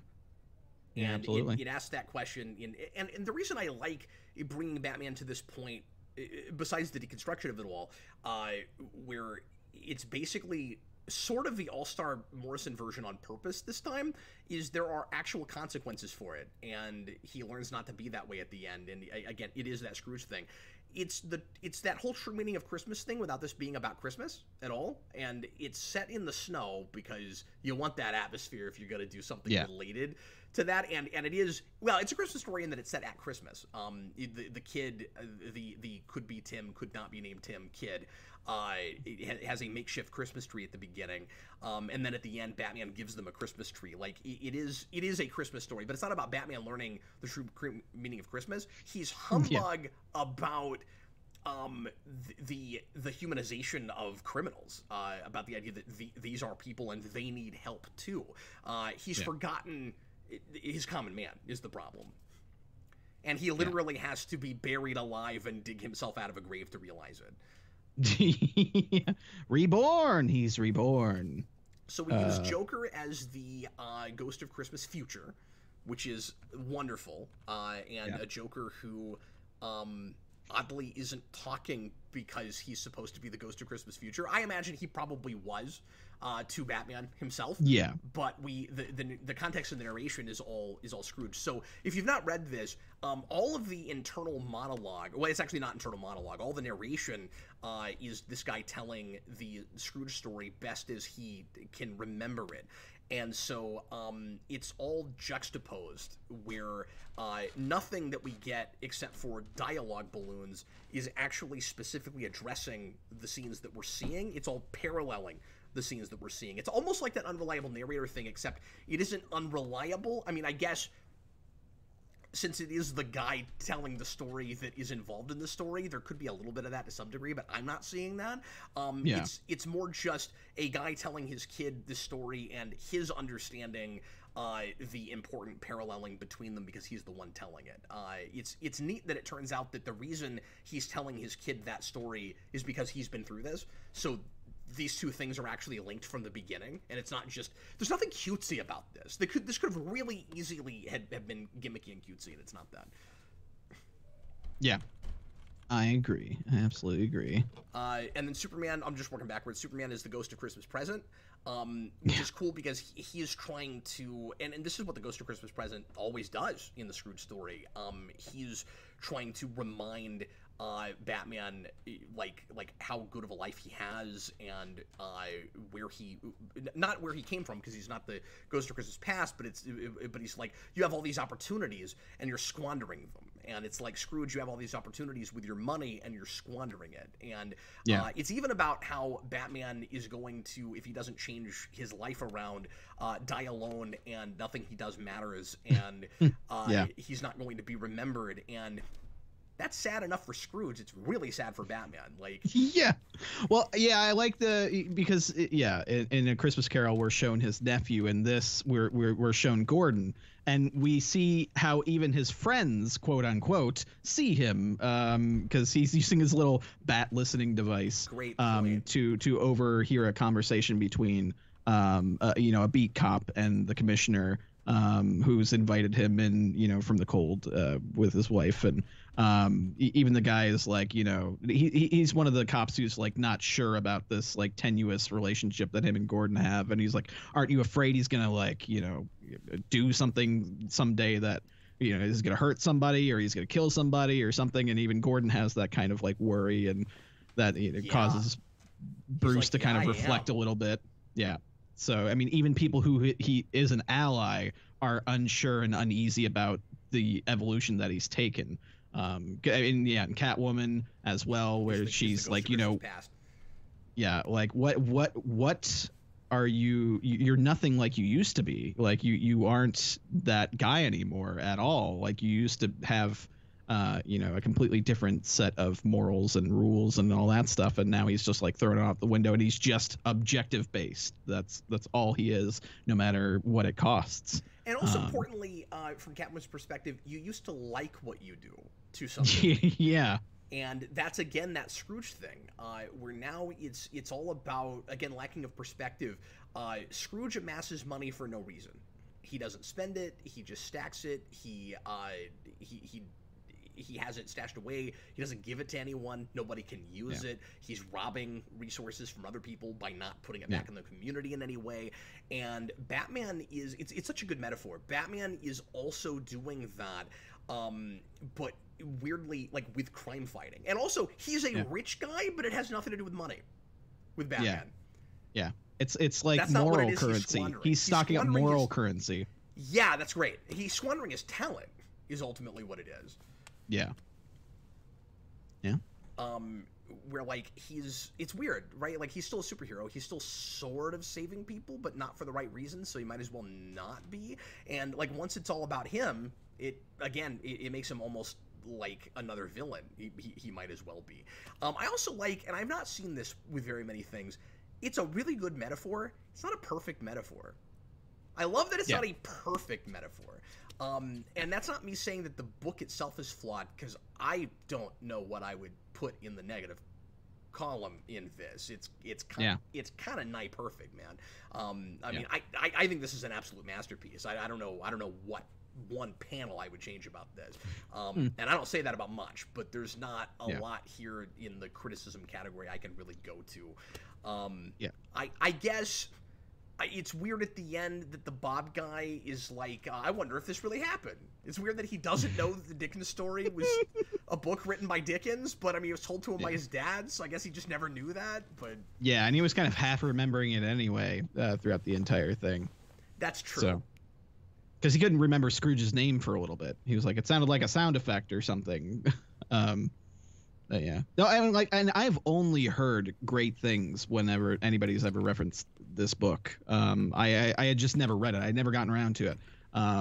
But yeah, I've only heard good things spoken about this, and I completely see why. And I agree with you.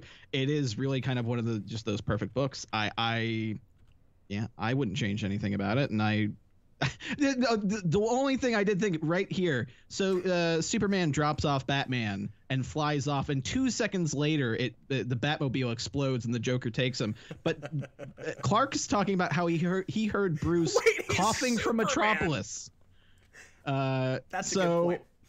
That was my only thing where I was just like, okay, he just flew off. He should be able to hear that explosion. He went off world immediately at supersonic speeds. Yeah. Yeah. That was the only thing. That was the only fault I really found. What a spectacular point. I did not think of that. I love this car. I also think it's really great that we introduced one of the neatest looking Batmobiles I've ever seen, and then we explode it 2 pages later. We don't get to see it drive or do anything. I don't think. Did we see it earlier than that, or is this the first time we see it? No, yeah, that's the first time we see it. He was just like, let me take you to your car, and then he said, I have one place to stop off. Friggin' sleek, that car. Although I will say it's got enough folds in it. I can't help but refer to it as like an origami Batmobile. Like, it looks like you could fold it up and put it in your pocket. But yeah. But it's transformative. It's transformative. It's cool looking though. Yeah, I love that car. But yeah, I can jump into comments here in a second because I'm not. Again, 3 screens and I can't get comments up right now. So we can start answering some questions and talking to folks about this book in the comments if you want to. Is there anything else about this before we go to that, Dan, that you want to make sure and mention? I guess I was going to say a minute ago, because we didn't talk about, like, Joker coming after this guy at the end. I like that Batman's whole, like, reversal, his Scrooge reversal at the end isn't the epiphany. I mean, he does go around and, like, give people he cares about a bunch of stuff like Scrooge does. There is that. But his whole I guess his whole It's Christmas Day moment is coming, again, not a perfect metaphor, is his coming into this Bob guy's house, whatever his name is, and teaching him the we don't need to kill the whole lesson, right? Like he starts not caring about what happens to Bob at all, and it turns into don't do this to yourself and your kid. And I love that moment. It's wonderful. Absolutely. Yeah, I don't know if I really have much else to add. It's just gorgeous. It's absolutely gorgeous. I mean, going from All-Star Batman or All-Star Robin to this was just such a... You couldn't be at 2 further polar ends of the scales, with All-Star Robin being just complete and utter ugly garbage to just something that's so beautiful and perfect, and like narratively it works, and well, especially in a for the sake of maturity, right? Yeah. Because they're both about a Batman that's lost his way, and All-Star Batman and Robin thinks it's having fun with that, and like we're like, it's so edgy and cool, and we're supposed to be enjoying, Batman being a nut job. And in this, it's scary and messed up that he's a nut job, and he has to pay for that. And it's one of the great Batman actually changes stories, because he needs to. Yeah, absolutely. I also like that when Joker does finally start talking, he's actually a decently funny Joker.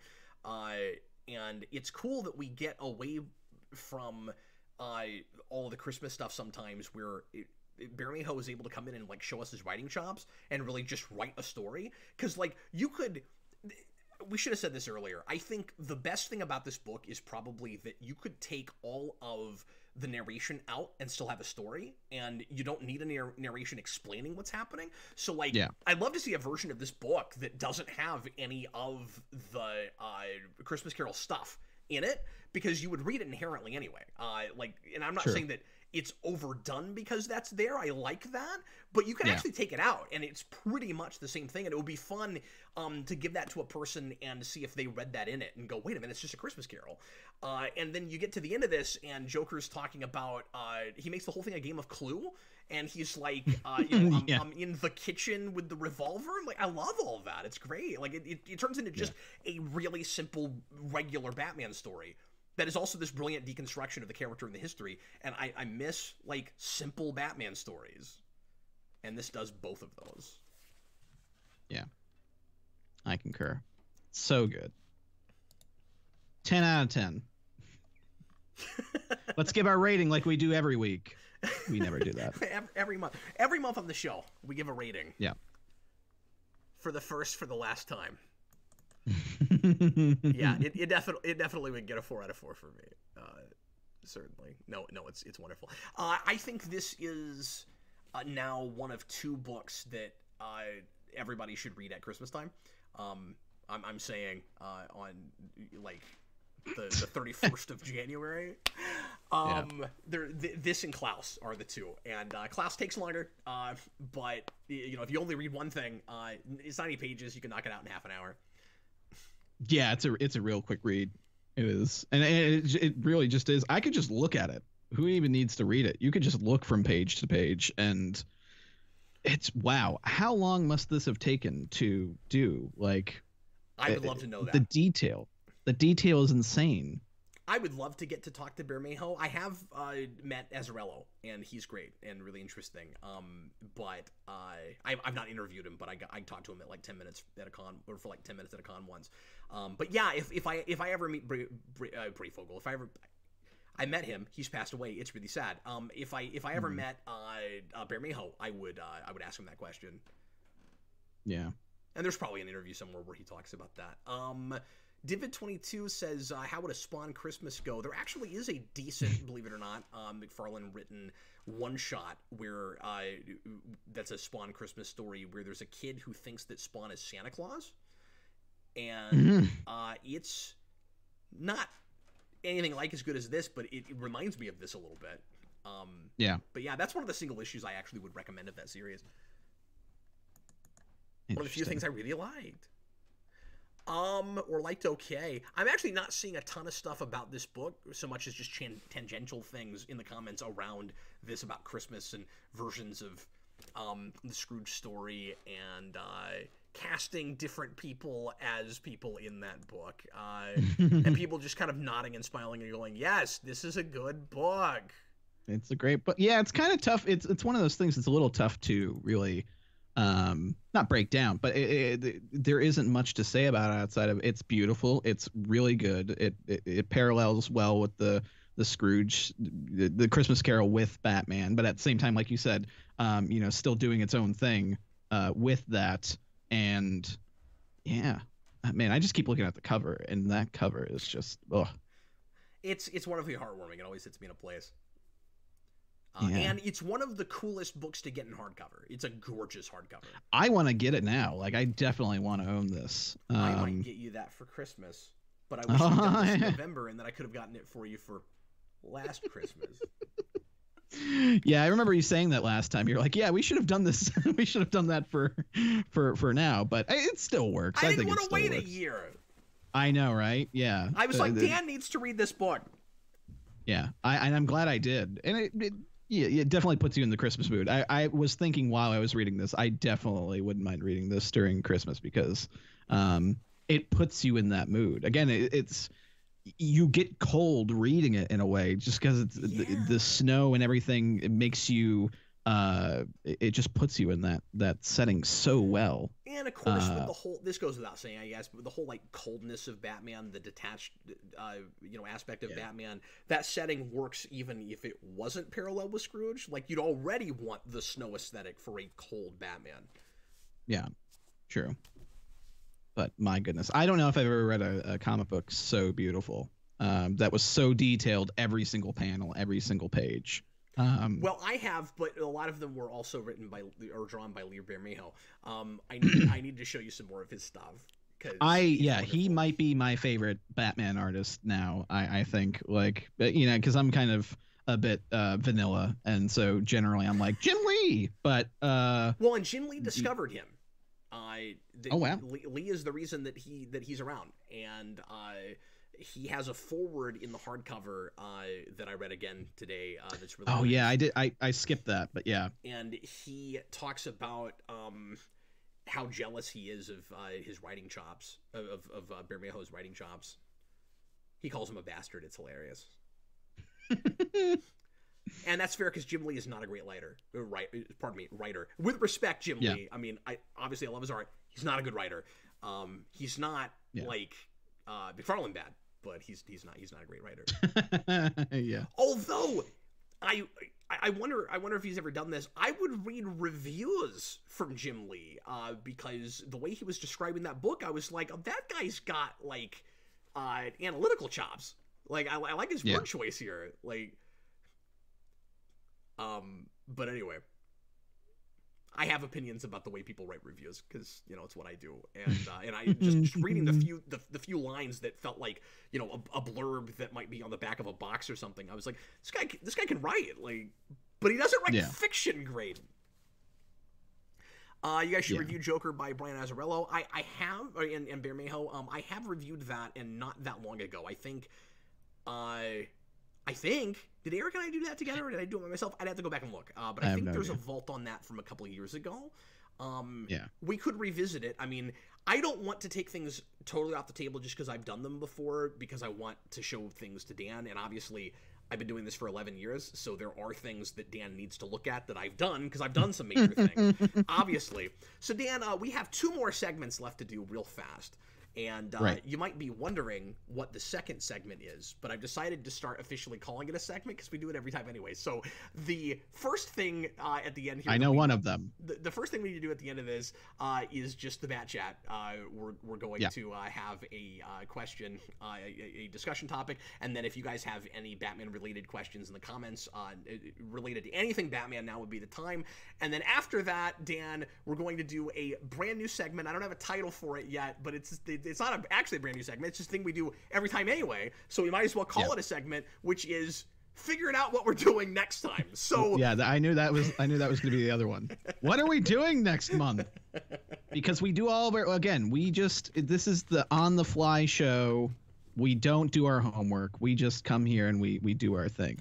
Alex Ross. Oh yeah, Alex Ross. We're still talking about artists in the chat. Yeah, I followed Alex Ross on Twitter probably about 5 or 6 months ago, and I have not regretted it, because that dude he does some gorgeous artwork. Well, and now that you I'm sorry, you need to read Marvels, because that's Ross's best work in my opinion, and that's a must-read thing. And and when now that we were talking about it, like, and I've read all this, I've seen that Joker cover that Bermejo did. Like, I now that I've read all this, I definitely recognize that as his style. And like, I've seen that image, and that image has always stuck with me. So I definitely need to read more of his stuff. I'm John Ty was asking who's a better artist between Ross and Bermejo. I don't know. That's a tie for me. If I had to pick, I would say that aesthetically, I think I prefer Bermejo, but I mean, they've both got that, like photorealistic, highly detailed thing. It also always depends on who's coloring them. And I mean, Ross and Bermejo both, I think, tend to be colored by the same people. I don't know who Ross's colors is unless he colors his own stuff, because I just don't know that. I think I like the way Bermejo is colored more with his style. The lighting effects in this book in particular are ridiculous. I was thinking, when I was looking at that, it was giving me ideas, because I mean, I do graphic stuff, but like, just the like the highlights in, like, when there's harsh light hitting something, and the way the light blooms on just the light and not the characters still remain sharp and detailed. It's just the highlights where there's a little bit of bloom and blur off the, and I was just like, oh, it looks so good. It just reads so perfectly. I mean, I would say, you had read the super chat from John Ty, right? The who's a better artist, Alex Ross? I actually had already read it before he turned it into a super chat. So thanks, John. But yes, that was the question I was answering. Further on that point, I had seen Alex Ross when I was younger, and I just assumed that was old art. I never realized, like, because it just looks so classic to me. That style that Alex Ross has, thought he was like the Norman Rockwell of comic artists? I thought that was like, oh, that looks like it's from the 50s or the 60s or something like that. That's, and I had no idea that it was like modern art, and the way he does stuff is so impressive to me. And thinking of that question, who's a better artist?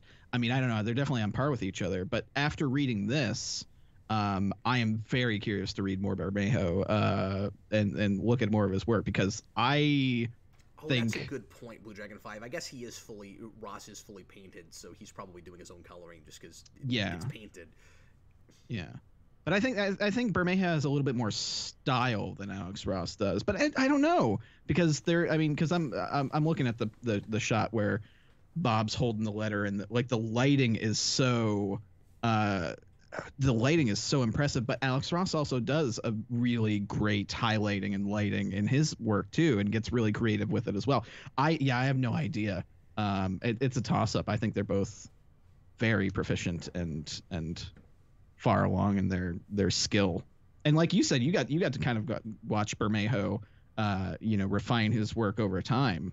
With the different work that he's had. I mean, I think this is probably his opus. I haven't looked at a lot of his more recent things, but I mean, when you go back to like Lex Luthor, Man of Steel, it's not like this looks that much more impressive than that. Like, and there are several years in between those.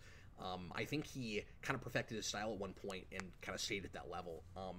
Like I think his Rorschach book is after this, and it's also pretty. It's not a good book. I mean, Azzarella's writing is not good in that, but the art's nice. If you want to see this way grittier with lots and lots of blood, you've got that with his Rorschach book. Yeah. But anyway, okay, so let's go ahead and go on now to the Bat Chat. I guess we could have made that the Bat Chat topic, but I want to keep it on the definitive Batman thing. We did, and I guess we could do a show on this, but in case we don't, we did definitive Batman. As far as, like, actors and portrayal and stuff, do you have a definitive Bruce Wayne, and is it the same?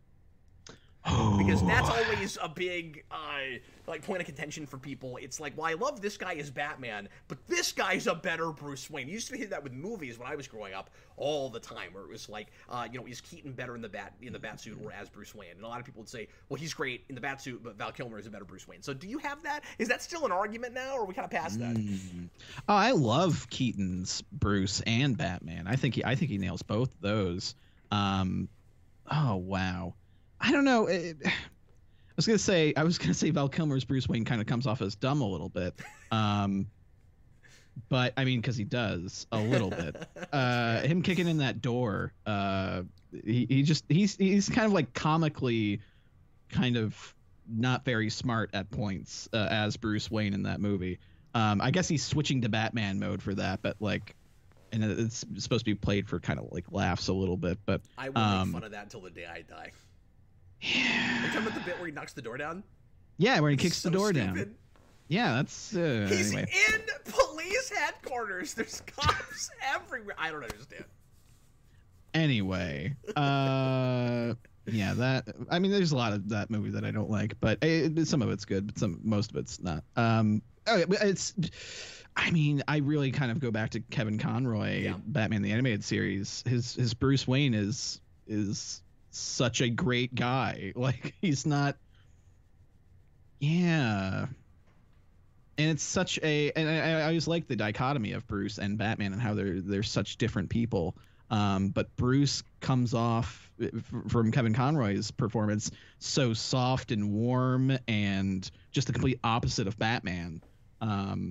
And yet still determined and laser focused and stuff like that. But he's a guy who knows what. Yeah, if we're coming down to performance. Yeah. I don't know. I always have that caveat of what are we talking like on screen, or are we talking about or like a live action performance or an animated performance? I would definitely say live action for me.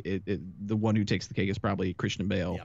That's what I was gonna say, because those are movies about Bruce Wayne before they're movies about Batman. That's absolutely. I mean that's part of it, right? That's a character piece for a guy named Bruce Wayne who develops a persona to be a symbol, and that's technically sort of true with most incarnations of Batman, except it often ultimately works out the other way around, where like he sees himself as Batman first. Obviously.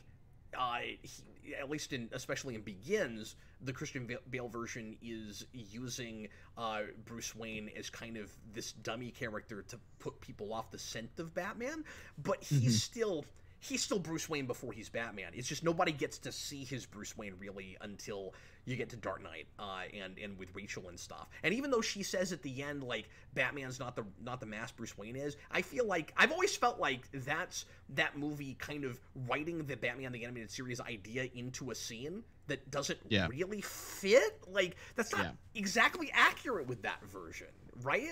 Yeah. Well, and for Bruce, Batman is a mean. Bruce Wayne, I think, is the version.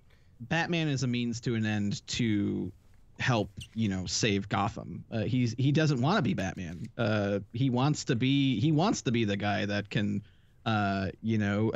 put money towards somebody who's like Harvey Dent, who is going to wipe crime out and be that public face of, you know, saving Gotham and all that stuff. He'd rather do that, you know, hold a fundraiser for Harvey Dent than actually go out and do what he does, because he just wants to live a normal life. He wants to find that happiness.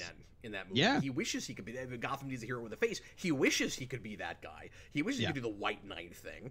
And he started with a different strategy.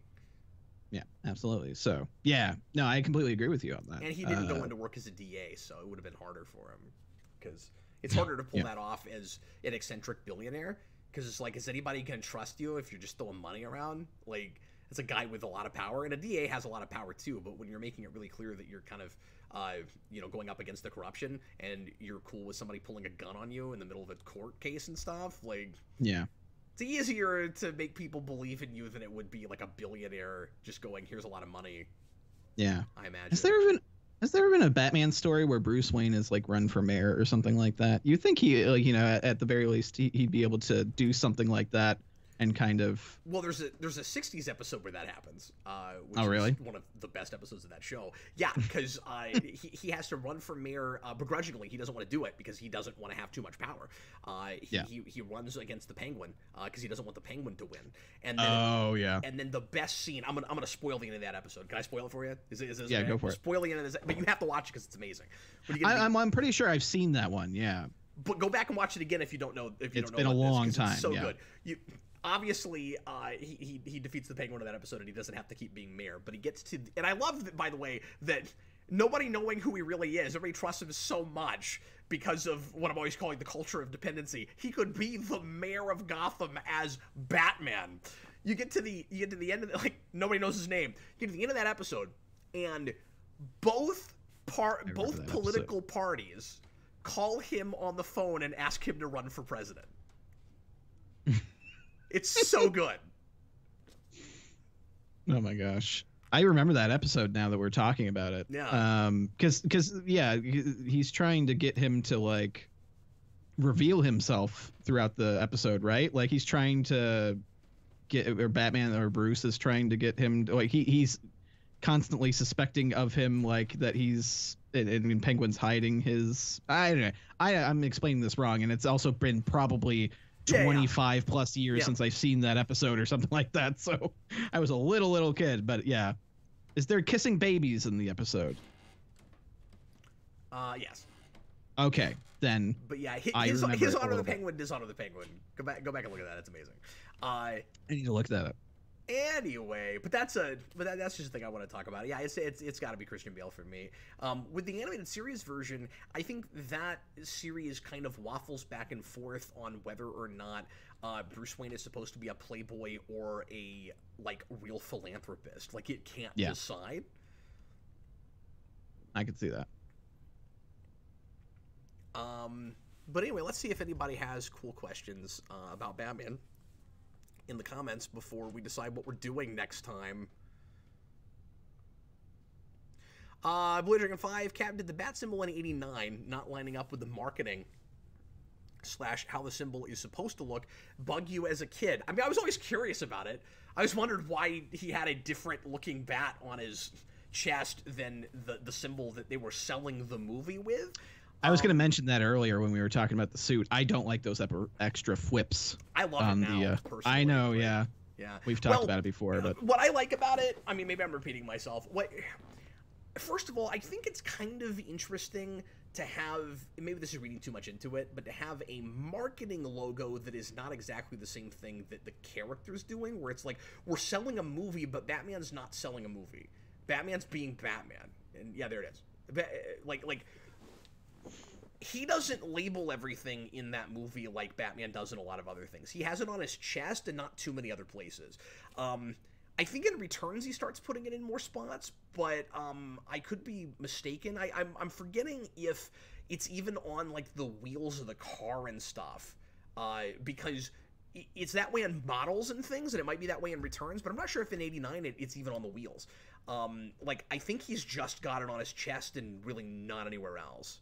I could be wrong about that. No, I think you're right, because I think in the armoring up of the Batmobile scene, it's just like little kind of like balls on the wheels. I don't think it's overly everywhere.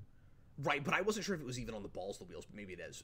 No, I don't think so. Okay. I don't think so. Okay. No. But I just like that it looks more like an actual bat. Like, it seems more like a guy that actually decided to go do that. It's less like abstract than what we see as a bat symbol, where like that the bat symbol gets almost far away from looking like an actual bat. Like, it could be a different thing, and the bat on his chest looks more like an actual bat. So I think that's why I like it. But yeah, that makes sense. And we've talked about it in previous Batmospheres. Sure but I repeat myself a lot. It's fine. We both do. Hi, I'm Dan. Psycho Reviewer, what is a Batman villain that hasn't been in a live-action movie yet that you would like to see? My go-to answer is always and forevermore will be Clock King, but I can think of other things as well. You know who I don't want to see right now? I want it to be another 20 years before we get to Mad Hatter, because I am sick to death of Lewis Carroll in freaking everything right now. It's like the only book anyone has read in 2 decades. It's driving me crazy. You just got to come over to my side and be ignorant to it all, and then it won't bother you. What do you mean? I just don't follow everything, so therefore I can't be annoyed by it because I don't know it's a trend or a thing. But I'm not talking about just with Batman and comic stuff. I mean, it seems like every few movies somebody's referencing Alice in Wonderland. I can't follow us down the rabbit hole. Yeah, we just can't get away from. I'm so tired of Lewis Carroll right now. It's like, no, I just mean of the culture, Dan. It's like the only book anybody's read in 20 years is Alice in Wonderland. I'm sick of it. Yeah, it's not just Batman. It's everything. True. I don't disagree. But what's a character that jumps to mind for you? Once again with the question, what was the prompt? Villain you want in a live-action Batman movie? I've always said Clayface. Clayface has kind of been the main one. Yeah. Yeah. I mean, we kind of already got it a little bit with Sandman in Sam Raimi's Spider-Man 3. Just visually, that kind of deal. But man, I just have always loved Clayface, and he scared me as a kid on the animated series, and now I just think he's really cool. But like, that would be such a neat. But I mean, we just haven't gotten that wacky in the movies to get that far with it. But I've always wanted to see Clayface. Yeah, I mean, that's a thing that would not surprise anybody in the DCEU if we did more, Batman stuff based on BVS, because it's already going pretty out there. For sure, and it's got a Batman that looks and moves like the Arkham Batman, so I mean, it'd be really easy to, throw that in there. Yeah, it would have fit in that universe, but now that we're kind of going back towards a little bit more of the Batman, I wouldn't see that in that universe. You still who might knows? Sort of get both. Who knows? Yeah, who knows? But yeah. They're going to keep course correcting like crazy until the end of time. We're almost a decade into this, into the DCEU franchise, and they're still going to keep doing that. Daniel Davis wants Man-Bat. That'd be great. Yeah. Man, that visually, Man-Bat would be really cool in live action. Rohit Dahar, which comic writer would you like to see do a long run on Batman? Personally, I would love to see Jason Aaron or Charles Soule's take on Batman. Yeah, that'd be cool. That'd be a little different from stuff Aaron's done in a long time, and I think he'd be great for that. I'd love to see him at some point break his contract with Marvel and do some stuff for DC, but that would leave Marvel without a lot of heavy hitters. So I don't know. I'm not sure what he's even writing for them over there right now. I'm kind of out of touch with what Marvel's doing at this very moment, but I got a big list of books I'm going to go back and try to look at from 6 months back and before, but I don't know what they're doing at this present moment. I'm trying to think this might sound too obvious coming from me, but I love Tom Waltz and Ninja Turtles. I'd love to see Tom Waltz on Batman, because Turtles and Batman fit together so well, and he does a great job with that kind of street level stuff, so I'm sure he would know what he was doing with Batman. Yeah, so I mean, that's the first thing that comes to mind is Tom Waltz. Yeah, I don't really know too many comic book people. I was thinking, has the Walking Dead, Robert Kirkman, has he ever done anything with DC or? I don't think so. I wonder what a Batman story from him would be like. Well, Kirkman is a chameleon. He's done a lot of different genres, a million different styles. So I would not leave his name out of the discussion for pretty much anything. I mean, like if you were like, Kirkman's gonna write Supergirl, I'd be like, okay. I mean, that's probably fine. Like I could see him on just about anything. Oh, he's writing Avengers right now. Okay, I didn't know that, John. Oh, wow. Jason Aaron. You're talking about Jason Aaron, yeah. Yeah. Excuse me, Jason Aaron. I'm providing no context for the text that I'm currently reading. It's fine. I got surprised, but then I saw it at the same time. Dan, what do you want to do next time, man?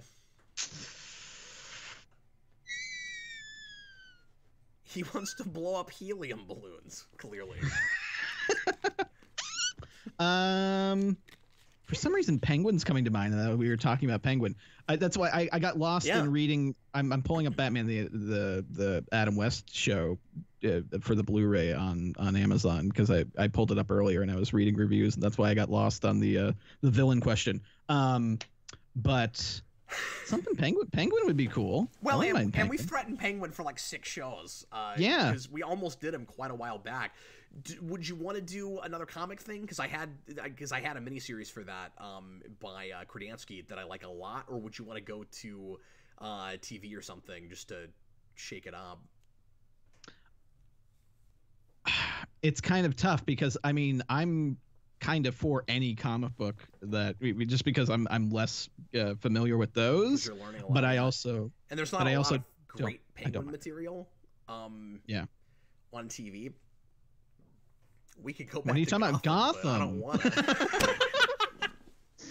Gotham was very Penguin heavy from when we were watching, but I mean, I think you watched more of that show than I did. Oh, I did. I got through halfway through season 4, but I never finished okay, it. Wow, yeah. I will finally sit down and do that at some point. They adapted No Man's Land in the last season, and everybody was like, "Cap, they did No Man's Land," and I'm like, "That sounds like a reason." And you not love to No watch Man's it. Land. Yeah, I don't know. But yeah, I think that's probably what we'll do. The name of that book is escaping me at this very moment, but yes, Simon Kradansky drew a mini right after 52 started, I think, that I like a lot. That I think you'd enjoy a lot. It's kind of the definitive scary Penguin.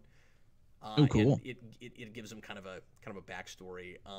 Oh yeah, Penguin Triumph. I haven't read that in a bazillion years, Daniel Davis. I forgot all about that. That's not a bad idea either. We'll probably still do the thing I'm talking about, but I like that choice too. At least I think I do. It's been a really long time. David sent a super chat that I missed. Let me scroll up and try to find it. Well, we did the better artist Alex Rosser Lieber Mayhel question. I think it was. So is Jean-Paul Valley suit better if it made now? I mean, I don't know. Wait, is Jean-Paul Valley suit be better if it made now? Sorry, I read that wrong. I mean, yeah, I don't know. I don't know how you would redesign that exactly. I mean, are you just suggesting that because it was the 90s, it's silly, and if we made it now, we could like change it in such a way? Like, yeah, I don't know what you would do to it to make it still clearly that suit, but not as goofy as people thought that suit was. Like, I don't know. Yeah. If you brought it back wholesale, it is sillier now than it was in the 90s to most people, I'm sure. Yeah. Well, yeah, Pain and Prejudice. Thanks, Blue Dragon 5. That's what it was called. Yeah, that book is like 8 or 9 years ago now, or years old now. That's the guy who was writing detective right after that, I believe. And his run was good, although my big complaint about that, I didn't read everything. My big complaint with that was that his villains, no matter what they were, all had to be capable of killing someone by breaking their neck like that. So, like, it didn't matter how small and diminutive you were. Like, you could be Mad Hatter, and he did that with Mad Hatter. And had, like, this tiny guy, he just kills people. And I'm like, I don't know about that. Like, how about people could be more creative about the way they kill people? I don't know. Yeah, Greg Hurwitz, yep. That's what I'm talking about. It makes me think of there's a Key and Peele skit where there's this like he's like this action hero guy, and it's like this cheesy like late 80s, early 90s action movie, and all he does is snap people's necks, like, and he like just barely touches them, and they'll just go and then die. And it's so funny. Somebody I can't remember what it's called, but it is one of the funniest things I've ever seen. I'm gonna have to link that to you afterwards. I will look at that. That sounds really funny. It is the funniest thing. Well, guys, I think that's going to do it for us today. I was going to get everybody's feedback if we didn't have a plan, but you mentioned Penguin, and I forgot. We've been talking about that forever, so yeah. We have. Let's do that. We still should do like a Riddler show at some, sometime not too long from now and stuff, but... Absolutely. But yeah, Penguin for next time. No reason to put it off any longer. I'm not a big Penguin guy, but there's a story I like a lot, so that's good. Yeah. At least I think I do. It's been a while. But anyway. I hope you guys had a good time. We certainly did. Finally, we've done a Batman show, a Batmosphere on Batman. Yay! That title is going to look like the most redundant title. Batmosphere Batman, Batman Noel Batman. Definitive Batman Batsuit. And now I really want to keep going with the title with all of that, but I don't think character count, it would allow you to put all that in there. Yeah, it might mess up your SEO. Philip Kelton just put in a super chat. The best Penguin is from Batman Returns. Sadly, it's more hybrid with Killer Croc. I mean, I don't agree with that, but we've done some fun things since then with a more with that something akin to that version of Penguin, where he's kind of more uncouth and he's not actually an intellectual or even all that faux intellectual. He's just kind of a, scary monster person. Yeah. Gosh, that just made me think of Danny DeVito. Yeah, because that's Danny DeVito. Goo. Yeah. That's just him when he wakes up in the morning. But anyway, well, thanks a lot, folks. We sure appreciate it, and we'll see you again next month for another one. I was Captain Logan, and that was DanzNewz. That was us. You're right. Yeah, any brilliant last words, Dan? To be a man is yet to be the thing in which men are. William Shakespeare. That just made me think of Ben Affleck's speech in Batman v Superman. You're not really a man. To be a man is to...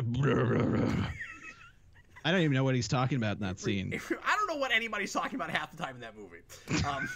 It reminded me of Danny DeVito for some reason. I don't know why. Anyway, thanks again, folks. Bye. Bye.